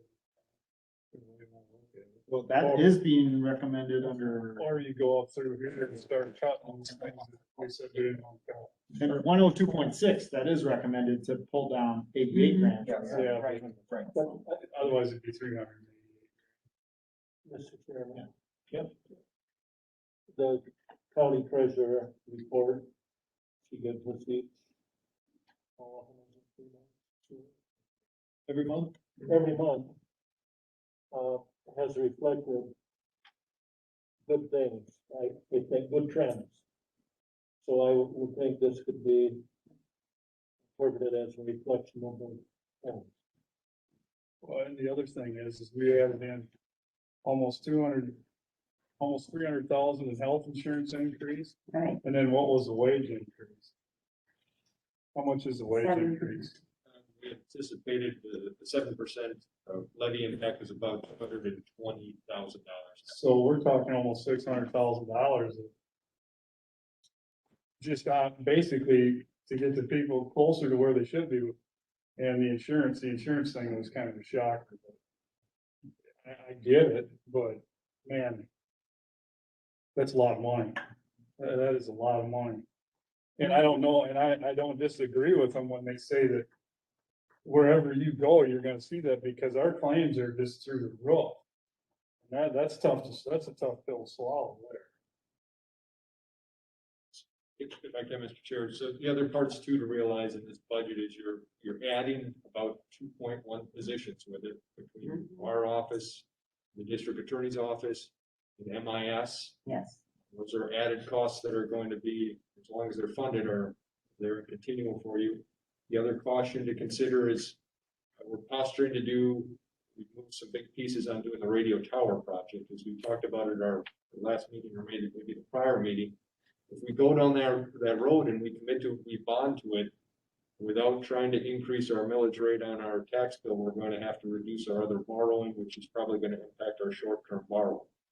So either we start doing without the short-term borrowing items of roads and routine maintenance and building increases, or that also gets pushed into our operational expenses in the following years. You just gotta be fearful when you start taking away from certain things. It really affects you down the road because not just to stand up for the highway department, but we're starting to build that back so you get that money back. You know, the more money you spend on roads, the more money you get for roads. And if you start going the other way again, it gets really hard to turn that corner. That's the only thing you gotta be careful of. Some of these, and I'm just using that one as an example, but some of these things, you gotta be really careful with what we do. We're not saying it doesn't need to be done in some cases, but you just gotta remember, there's a response to when you do that. We are taking under 101.2. Under this recommendation, we're taking $70,000 away from the highway department. And I'm assuming that's gonna be off of projects. Not staff. Or equipment. Sure, projects or equipment, infrastructure. And if we get to this point where we say, well, we gotta borrow however many $1 million for the radio tower project. So we're gonna use some of that short-term borrowing, so we can no longer give highway 600, 700 grand a year for road and infrastructure related projects. You know, are we just, I'm kind of looking ahead and thinking to that radio tower project and how are we gonna fund that? And if we're just, well, what does our money that this Recovery Act? That's good fun, yeah. I mean, that's where we should be pulling that. This is a kind of a one-time expense and then it's gonna need some maintenance, let's say, going forward. I mean, to me, that should be at the top of that list. the radio tower project? Yeah. Okay. You know what I mean? Because we've got some money here that we don't really have. Well, I mean, there's plenty of places it can go, but I mean, the radio tower thing's pretty important. And if we got the money to do it with that, or to start that process, let's say, to me, that's another good place for that money to be spent. So you're wondering if we can use American Rescue Plan money for the radio tower project? Yes. On the heels of the recovery plan money will come the infrastructure. Correct. Well, and I know you presumably, I don't know if anybody knows yet what all trickles down to us and what it looks like. Right. Yeah, we don't know how much they're gonna pay. I know that, but it would seem that infrastructure, radio towers, what you're talking about. Then we can still maintain our road plan that we're doing right now. Mr. Chairman. Yeah, Mr. C. But I feel pretty good about the highway. They're getting, the tire tax, which is about $300,000. Pretty cool, pretty cool. And, that's a nice little bundle of cash that they are pretty much using for roads. Yeah, it has to And be. so, I understand the match between state funds and what we spend on roads, but there's a balance here too for the overall needs of the county. But I applaud you for standing up for the highway. Thank you. Okay. I hope they're listening. Yeah. I guess the overall, the direction I still see is, I don't know if this budget yet addresses our future concerns with overall our capital projects and our building infrastructure, which is still a very tall mountain to climb right now. And we're requiring now another building, an ambulance garage. It's gonna come with added expenses. We know the roof is gonna come to us here. It's promised to come to us as an operable type of a roof, but we're projecting already in 5 years, we're gonna have to do a roof replacement there. We know we have deferred maintenance on campus buildings.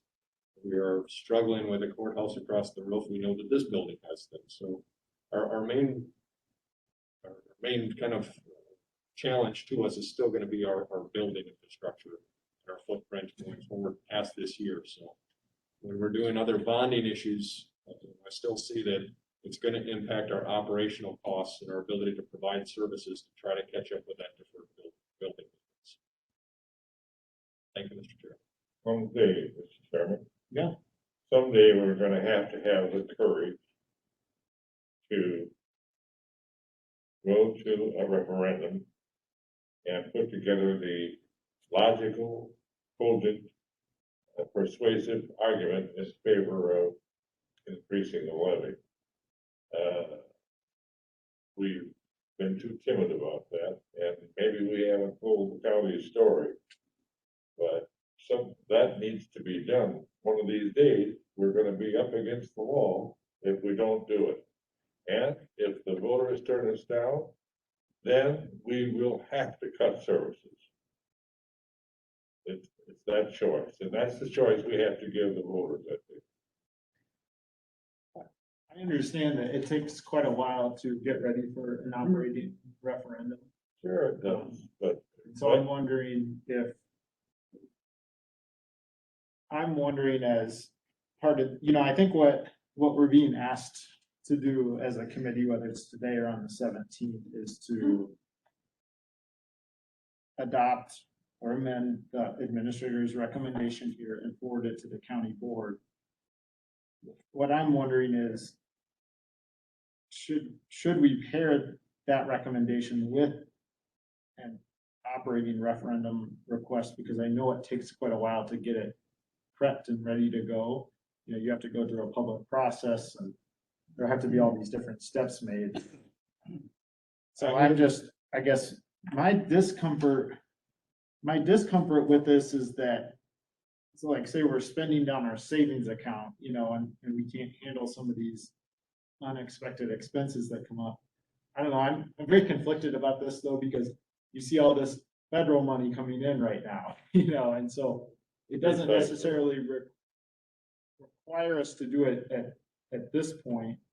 But I'm kind of wondering myself, like, do we need to, at some point, kind of make a commitment to when we would go to the voters to ask them that question, instead of, and get verification that we're doing the right thing? Mr. Chairman, I think that is a question and an issue. We formed a strategic planning committee. I think that's an issue that they should consider along with in conjunction with a 5-year or a 10-year plan in terms of future financing for the county.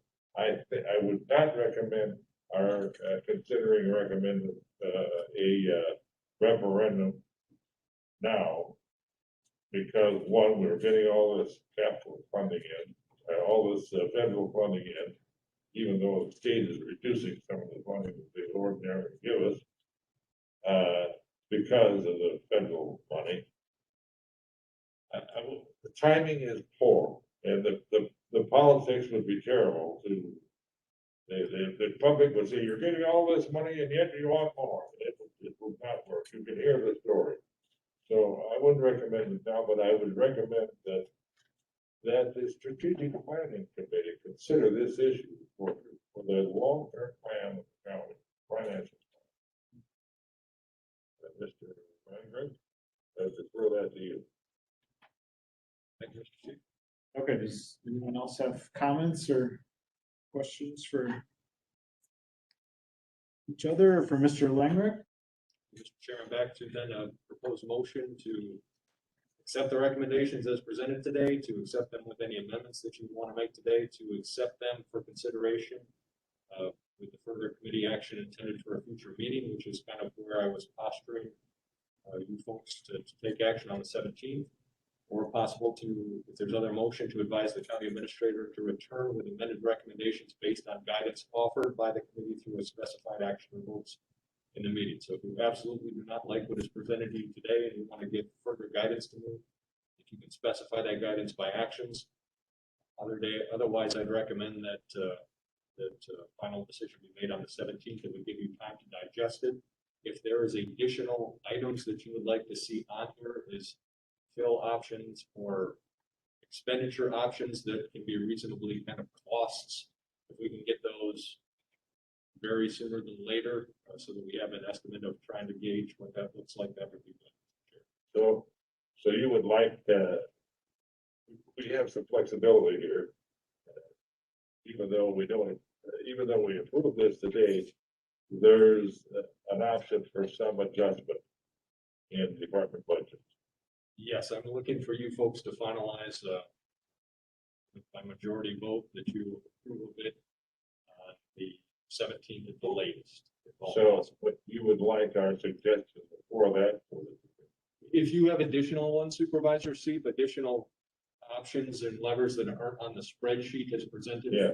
If there's additional things that you would like considered on there, if you can bring it to my attention so that I can work with Derek and with the departments and with Josh on trying to estimate what that cost impact would be, whether it's an added expense or a reduction expense. So you'd like that at a reasonable time so that you can work it up over the 17th. Yes, if it's delivered to the committee on the 17th in a meeting, it would be hard to try to guess what the total impact's going to be.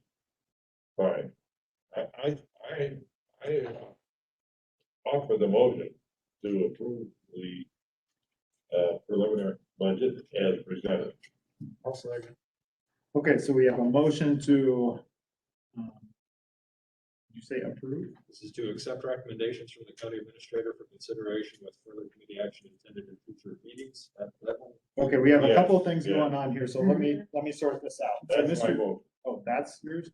Okay, so, Okay. because you were reading from, you were kind of summarizing number one, Mr. Langreich saying number three on our sheet Yeah. here. So I just want to make sure we're all on the same page about what the motion is. Mr. Langren indicates that there's still an opportunity for the committee to communicate to him recommendations prior to the 17th with the motion that I stated in his behalf.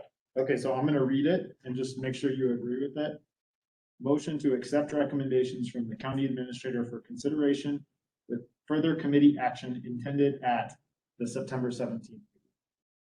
I think that's what Mr. Langren is suggesting. Correct? Yes, he said it more precisely than I Okay. did, so that's perfect. Okay, motion by Seep, and was it a second by Cooey? Yep. Okay. Think all those in favor of that motion, please say aye. Aye. Please say no, and motion carries. All right, so at the September 17th meeting, any of us who are here that day can propose amendments. And then this committee will vote on those amendments. And then the goal will be to forward this to the county board with, as amended, for the October 26th meeting. And then that allows staff at the county to publish this, this budget and work with the departments to make sure that they have figured out exactly what their budgets are going to be. Did I summarize that right? Correct, yes, on the eighteenth, we're going to have to do redistribution on our wages sheet. Josh is rerunning that with insurance and all the things that are adjusted will get reflected. Right, well, we're ahead of the game compared to where we were, so. Mr. Chairman, Yeah, I have Mr. C. Mr. Langreich, some of the questions we have may require us to have conversation with perhaps Gary or Josh before we made our recommendation. Those folks, is that feasible in this time frame?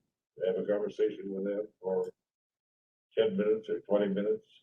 If it's early and it works in their work schedules, by all means, if you have the ability to kind of request a time when you can talk to them, if we can reach out to you, that might work for us with the volume of things that are kind of coming down our pipe. And that's if you want to make an amendment, Mr. Seat, that's not on the budget tracker. He's got a lot of options already laid out for us, but if you've got something different, Yes. then you need a cost estimate, or you need to see if the cost is accurate, and you want to get their opinions on it. He's just suggesting do that ahead of time. Don't spring it on us at the September 17th. No, I don't intend to do that. That's Okay. why I asked if we would have access to the expertise over here behind us, which we admire so much. Okay, that sounds like we will, so. Okay, let's keep moving on. Agenda item number 13, Pine Valley Compensation Pay Plan Policy. I'll invite Tom and coming up with Tom and Entourage.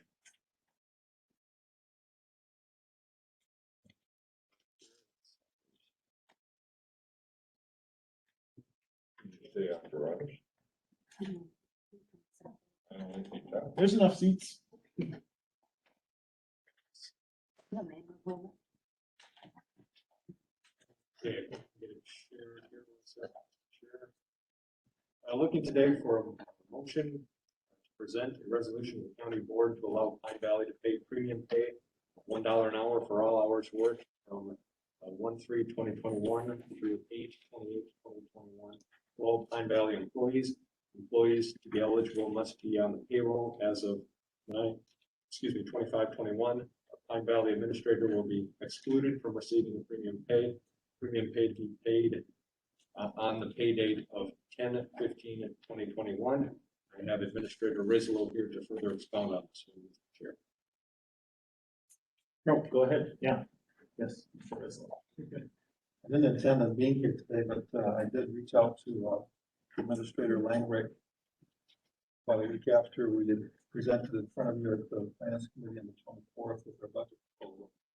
I told you at that day that we were faced with 11 openings, the most that we've ever had, and since presented in front of you on the 24th, we now had numbers up to like 14 or 15, and we actually begun internal discussions on whether or not it would be advisable to change our business plan from operating the entire nursing home to operating less than the entire nursing home, like closing the wing. So it's gotten to that critical stage with our staff and that are talking about CNAs in particular. I'm not talking about the other positions, but licensed staff is also a concern. So that's what brought the emphasis of my phone call to Minister Langrick, and he suggested I put together a couple proposals to you. And this one that he introduced is under the American Rescue Act. Premium pay is one of the 6 main pillars of that act, and if you look through the several pages on premium pay in that document, nursing home employees are the number one listed there in that, and we presented the document to Mr. Langrick back in May to spend as much as $268,000 was our proposal at that time. This one is much pared down to $160,000, with Pine Valley paying a quarter of it, and so it's requesting $120,000 of the American Rescue funds for this. And I'll take questions. Any questions? I almost came with a N95 on and a face shield and a gown and the gloves, because to put you through what staff are doing going in and out of rooms on a regular basis. It's shocking what they're going to put up with, even though we don't have a current COVID case in the building, which any precautions that. Mr. Rizzo, would the premium pay continued past the first of the year, or would this just apply to hours worked in 2021? We would apply it only to hours worked from January up to the 3rd to August 20. Okay, we did set aside 10% in that framework we adopted for the American Rescue Plan for premium pay for eligible essential workers. And that was 335,000 that we set aside for that. And this request is again what? Let's see. 120. So this would be using 120 out of 335. So that we'd have $215,000 still left over for other premium pay. So just to put it in context. So why is it, I don't mind that you're doing it, but why are you going backwards and not going forward? The intent of the premium pay per the National Treasury's document is to reward staff that have perhaps not been rewarded who have worked through the pandemic. Another intent of the document is that the lower paid people have to worry about equity in this regard. And so in this situation, the lowest paid person, a housekeeper or laundry person, would get the same amount of premium pay as a licensed staff that's making a lot more money than that person. If the amount of money as a total scares you, propose a smaller amount, total, just make work within whatever that amount is. I'll make a motion. Okay, so we got motion by Cooey, I'll second it. second by Gentis. State the motion, please. So the motion is to present a resolution to the county board to allow Pine Valley to pay premium pay of $1 an hour for all hours worked from January 3rd of this year through August 28th of this year. So all Pine Valley employees. Employees to be eligible must be on the payroll as of September 25th of this year. The Pine Valley administrator will be excluded from receiving the premium pay. Premium pay to be paid on the pay date of October 15th of this year. So one question I have is, so if we're using 120 grand now, I'm assuming, how long do we have to spend all these funds? Is it 4 years? Yeah, I think it's December 2024.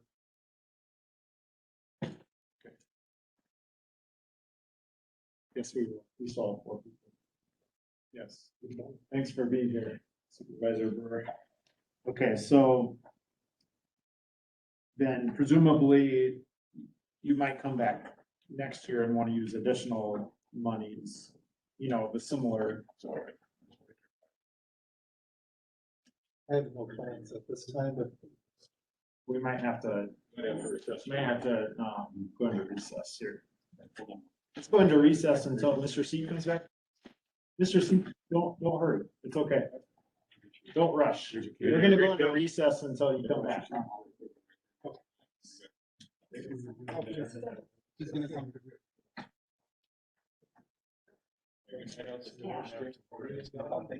Take Don. Let's go. Right. To pull forward, you know, the original set. Nice to meet you. Yeah. Well, I Until I was reading it, I kept looking at it to make sure. Yeah. Finally, It's everywhere.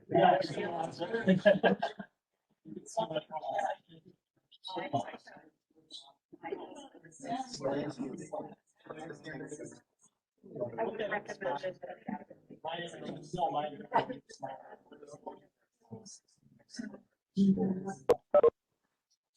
She has a sister. She has a brother. Yeah, they have the same.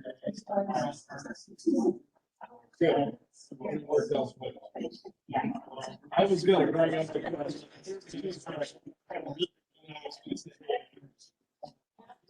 I have a hard time. We just don't have. I mean, highway, yes.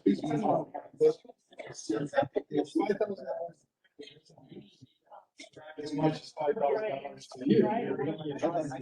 Not that they shouldn't care about $5,000 for everyone.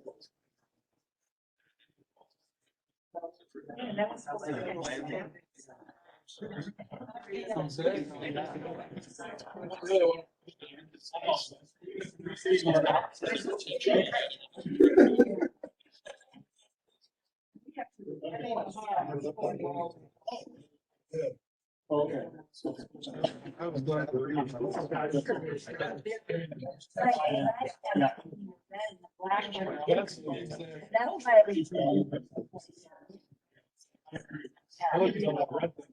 Those were all the things that were written. We're willing to do. We didn't have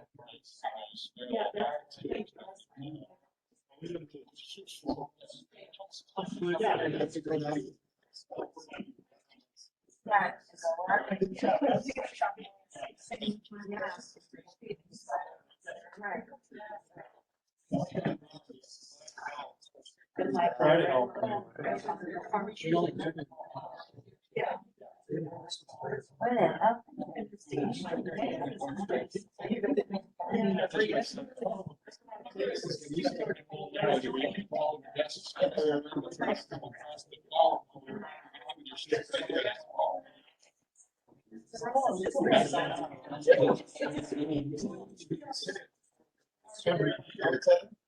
Oh, you know, we just know.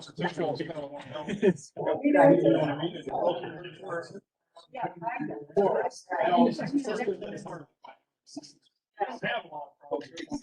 not real. All right, okay, we're gonna come back out of recess here. And, Thank you for the recess. oh my gosh, of course, it's starting to get a little long, that makes sense. Supervisor, I have no definite plans to not come back or to come back. This time we're just trying to plug the dam. So, Okay, all right, that was my only kind of forward thinking question. Who else do we have out there that might be, where employees might want this, and so we might need to figure out how to spread some of it. Absolutely, of course. Okay. Okay, so we have a motion and a second already made. Are there any further questions or discussion for the Pine Valley folks today? another thought that we have 220 out of the 300-ish. That's about 40% of the premium funds that you put in your initial framework, and that's about the percentage of employees that we have in Fair County. Does that make sense? Oh, yes. Yeah. Okay, all those in favor of the motion, please say aye. Aye. Those say no. Okay, that motion carries. Agenda item number 14, Pine Valley compensation premium pay. So we told you in our presentation on the 24th that we would have details of different items on our compensation plan that would need to come through with the budget process. So the details are attached because there's so many on-call pays and differential pays attached to whatever the budget is. But those details are attached. What changed significantly here with this request for you, and puts a little bit of a sticky widget in here because I know that you have to have the budget publicized and all that. We're asking that the part in our budget that built the wages, the wage increase, we're asking to go to step 6. You heard that from us on this 24th. We're also asking for it to be effective the first pay period after this month's county board. I'll take questions.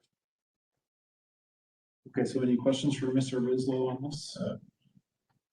How does that relate to this year's budget?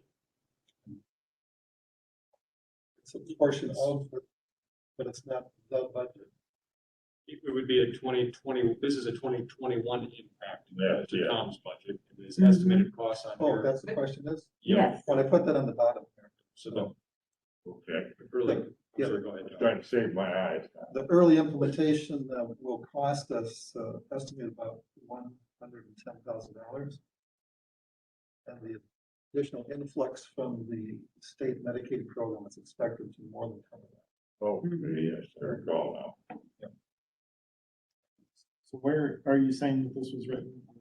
Under the financial review at the bottom, below the shadow boxes. For item 14. I'm sorry, thank you. I was on 13, so it gives me to my right. Sorry. 8.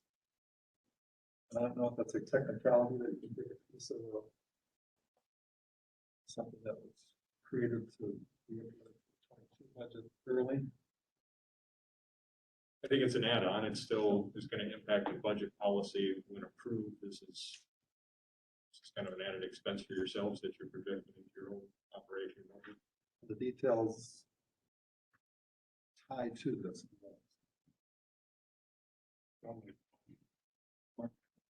Okay, motion by Cooey.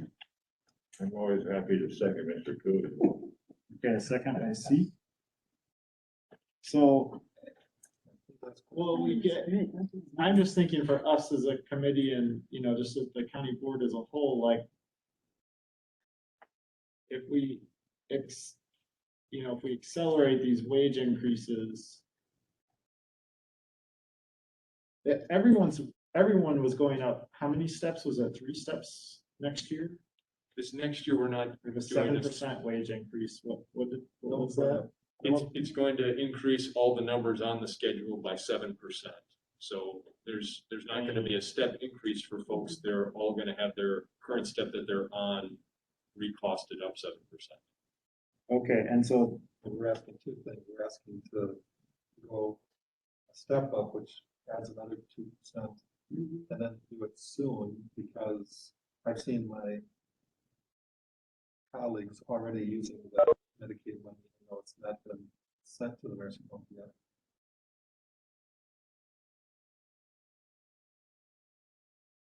And kind of talked with Tom.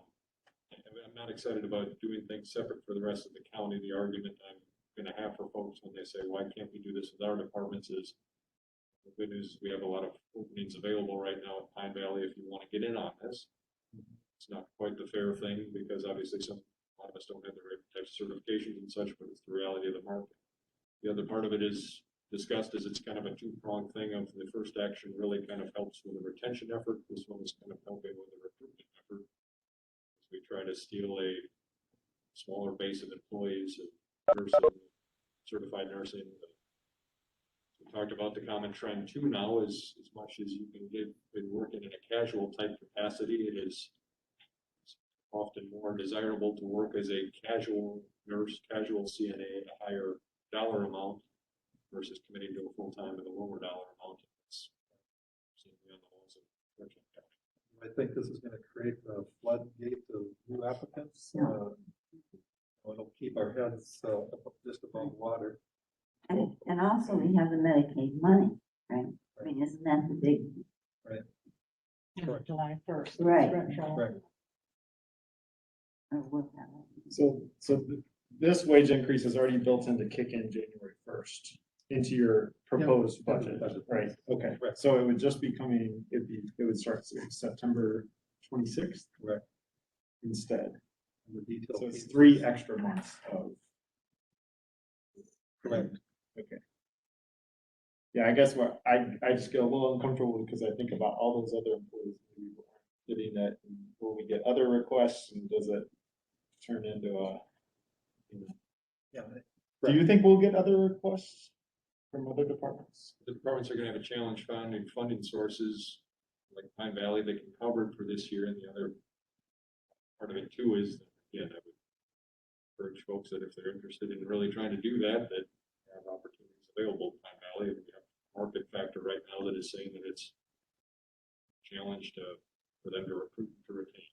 If I do meet one of the legislators, they say, what did you do with the funds that were allocated to you? I say, well, we're just sitting on it right now. I'm hoping that it goes into effect at the end of the year. I'd have to say we're not using it yet. Like this, that wouldn't sit well with me. I don't think it would if I was sitting in the legislator's chair. That's a separate thing for us as opposed to another department. Okay, any other questions or comments? This is such an essential move, given the crisis in retaining and recruiting folks in this field. I saw on the news last night where in some areas, they're paying a $10,000 sign-on bonus for nurses and $5,000 for CNA. There's an incredible shortage of help across the country. So it's so important that we do all that we can to maintain a very fine nursing home facility. In my judgment, one of the best in the state. And it would be a shame to have to cut back on that service. So this is a good move. Okay, all those in favor of the motion, please say aye. Aye. Okay, that motion carries. Thank you for coming, spending time with us today. Thank you. I didn't have the proper internet. Oh, yeah, go ahead and introduce yourself to the whole committee. That'd be great. I'm Angie Alexander, the director of nursing at Pine Valley, and have been for a good many years, so. Thanks I for, know a lot of the faces in the room. Angie, Yes. I couldn't see you from here, so I'm delighted to see you. Okay. Delighted to see you too, Mr. Yeah. yeah, thanks for coming. His daughter, her daughter is working on her PhD, probably got it by now. And she's a nurse at the university, or at the Veterans Hospital. And when I was in the Veterans Hospital in rehab, I ran into her, and so it's a small world. It is a small. And so the skill is goes in the family. Don't know what she was thinking, but you know. Nice to see you. Thank you. Okay. And Therese was here too. Yes, I am here. Okay, agenda item number 15, report Richland County retention trends. Oral report, Mr. Chair, I don't have a document to turn to, I just wanted to bring to your attention again, so we're making these movements on, as we did with Pine Valley today, we've committed to a 7% of the proposed budget for the general employees. We're working with WPPA with our union on their increases as well. Our report through Tammy, our payroll benefits specialist, is right now, we're trending at about, this was last month, I think we already had 70 new positions that, new employee orientations that she had. I said, kind of, well, how much do we do a year?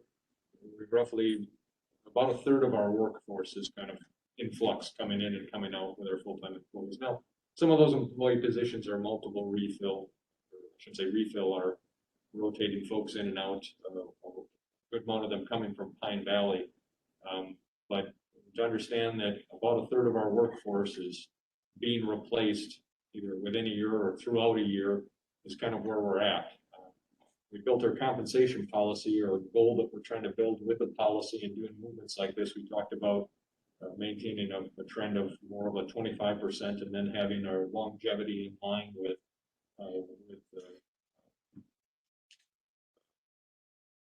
Department of Workforce Development. The state labor department comes out with their statistics. The average employee stays with a public employer for just about 7 years, like 6.5 years is kind of where the trend is. So we're hoping when we make these adjustments, we're going to be able to start presenting you with data streams and charts that are kind of showing what our retention, what it's looking like through a given year, how much replacement that we have, as well as our average longevity for our employees, so we can benchmark. So the policies that we're putting in place, we have something to gauge them against and say, yes, this policy is meeting its goals, or no, it is not. That's what I had to share with you today. Okay, so we'll look forward to learning more and hearing more about this as we move forward, I think. That takes us to future agenda items. Mr. Seep, do you have any? No, this time. Okay, Mr. Cooey? No. Ms. Gentis? I think you already did, but I still like us to be very assertive with these tax deed parcels, because I think that improves the community economically and financially, but it just improves our whole look of our place throughout the town. Okay, so tax deed parcels, I Yeah. think I've heard you bring this up before. I Yes, think I I might have. know where you're going with this idea, so, okay, great, thank you for that. Agenda item number 17, adjournment. So I'm Wait looking- a minute. May I speak? Oh. Future items? Sure, yeah, Thank you. go ahead, yeah. Supervisor Lee Van Landijk speaking as a guest. I heard a lot of wonderful things here. Mark and Don had a lot of good stuff to say. I wanted to reiterate something that Mark had said earlier. And Derek can probably affirm this, but I represent Henrietta Township. And in the past, they've done a fantastic job of keeping their finances down, keeping the taxes down. And as a result of that, we've got to pay the price of not receiving state monies that others had gotten that kept the prices up. So I think if we were to save too much money on purpose, we pay the price. And I think what Mark said earlier about spending money on the roads and that by spending it, we get more. And I think it'd be to a great disadvantage not to use money available. And with the programs going on right now federally and hopefully state-wise, Clint's got a job to do to keep track of all these pennies because we should use every single one that is available to us because it'll supplement monies that, we won't have in the future. And that way we can use the money toward other things. So I want to encourage that. One of the other agenda items that you talked about was the insurance renewal. Now, I don't know if this has been talked about. It probably has, but we are an insurance island here, right? The county. Has anybody ever thought about combining with the city and possibly with the hospital to increase the number of people insured, maybe to lower our rates? Is that something that this committee would have something to do with? Or is this another committee's responsibility? No, I think that would relate to this committee, so we can't get into discussing it just with future agenda items. Yeah, so being a future agenda item, this has probably been thought about before, but in case not, if we want to expand the number of people that we represent as a community, a whole community, we may be able to lower our costs. So I would suggest that in the future, maybe you consider this as an item to speak of, maybe form a subcommittee, talk to these other groups and see if we can combine a kind of cooperative that would be a part of and lower the cost and expand, the services that we offer. So that's my suggestion. Okay, for thank you. Future agenda item. So thank you. Thank you for allowing me to speak. Oh, of course, yeah. Thanks for getting up and thanks for spending time with us. No charge. Okay. No, I'm the only one who gets started. Okay, so I'm looking for a motion to adjourn to Friday, September 17th. Is that the right date? At 1 p.m. I'll move. Okay, motion by Gentis, second by Cooey. All those in favor, please say aye. Aye. You in favor, Mr. Seif? All right, we're adjourned. Thank you, Mr. Langford, for your fine work. Yeah.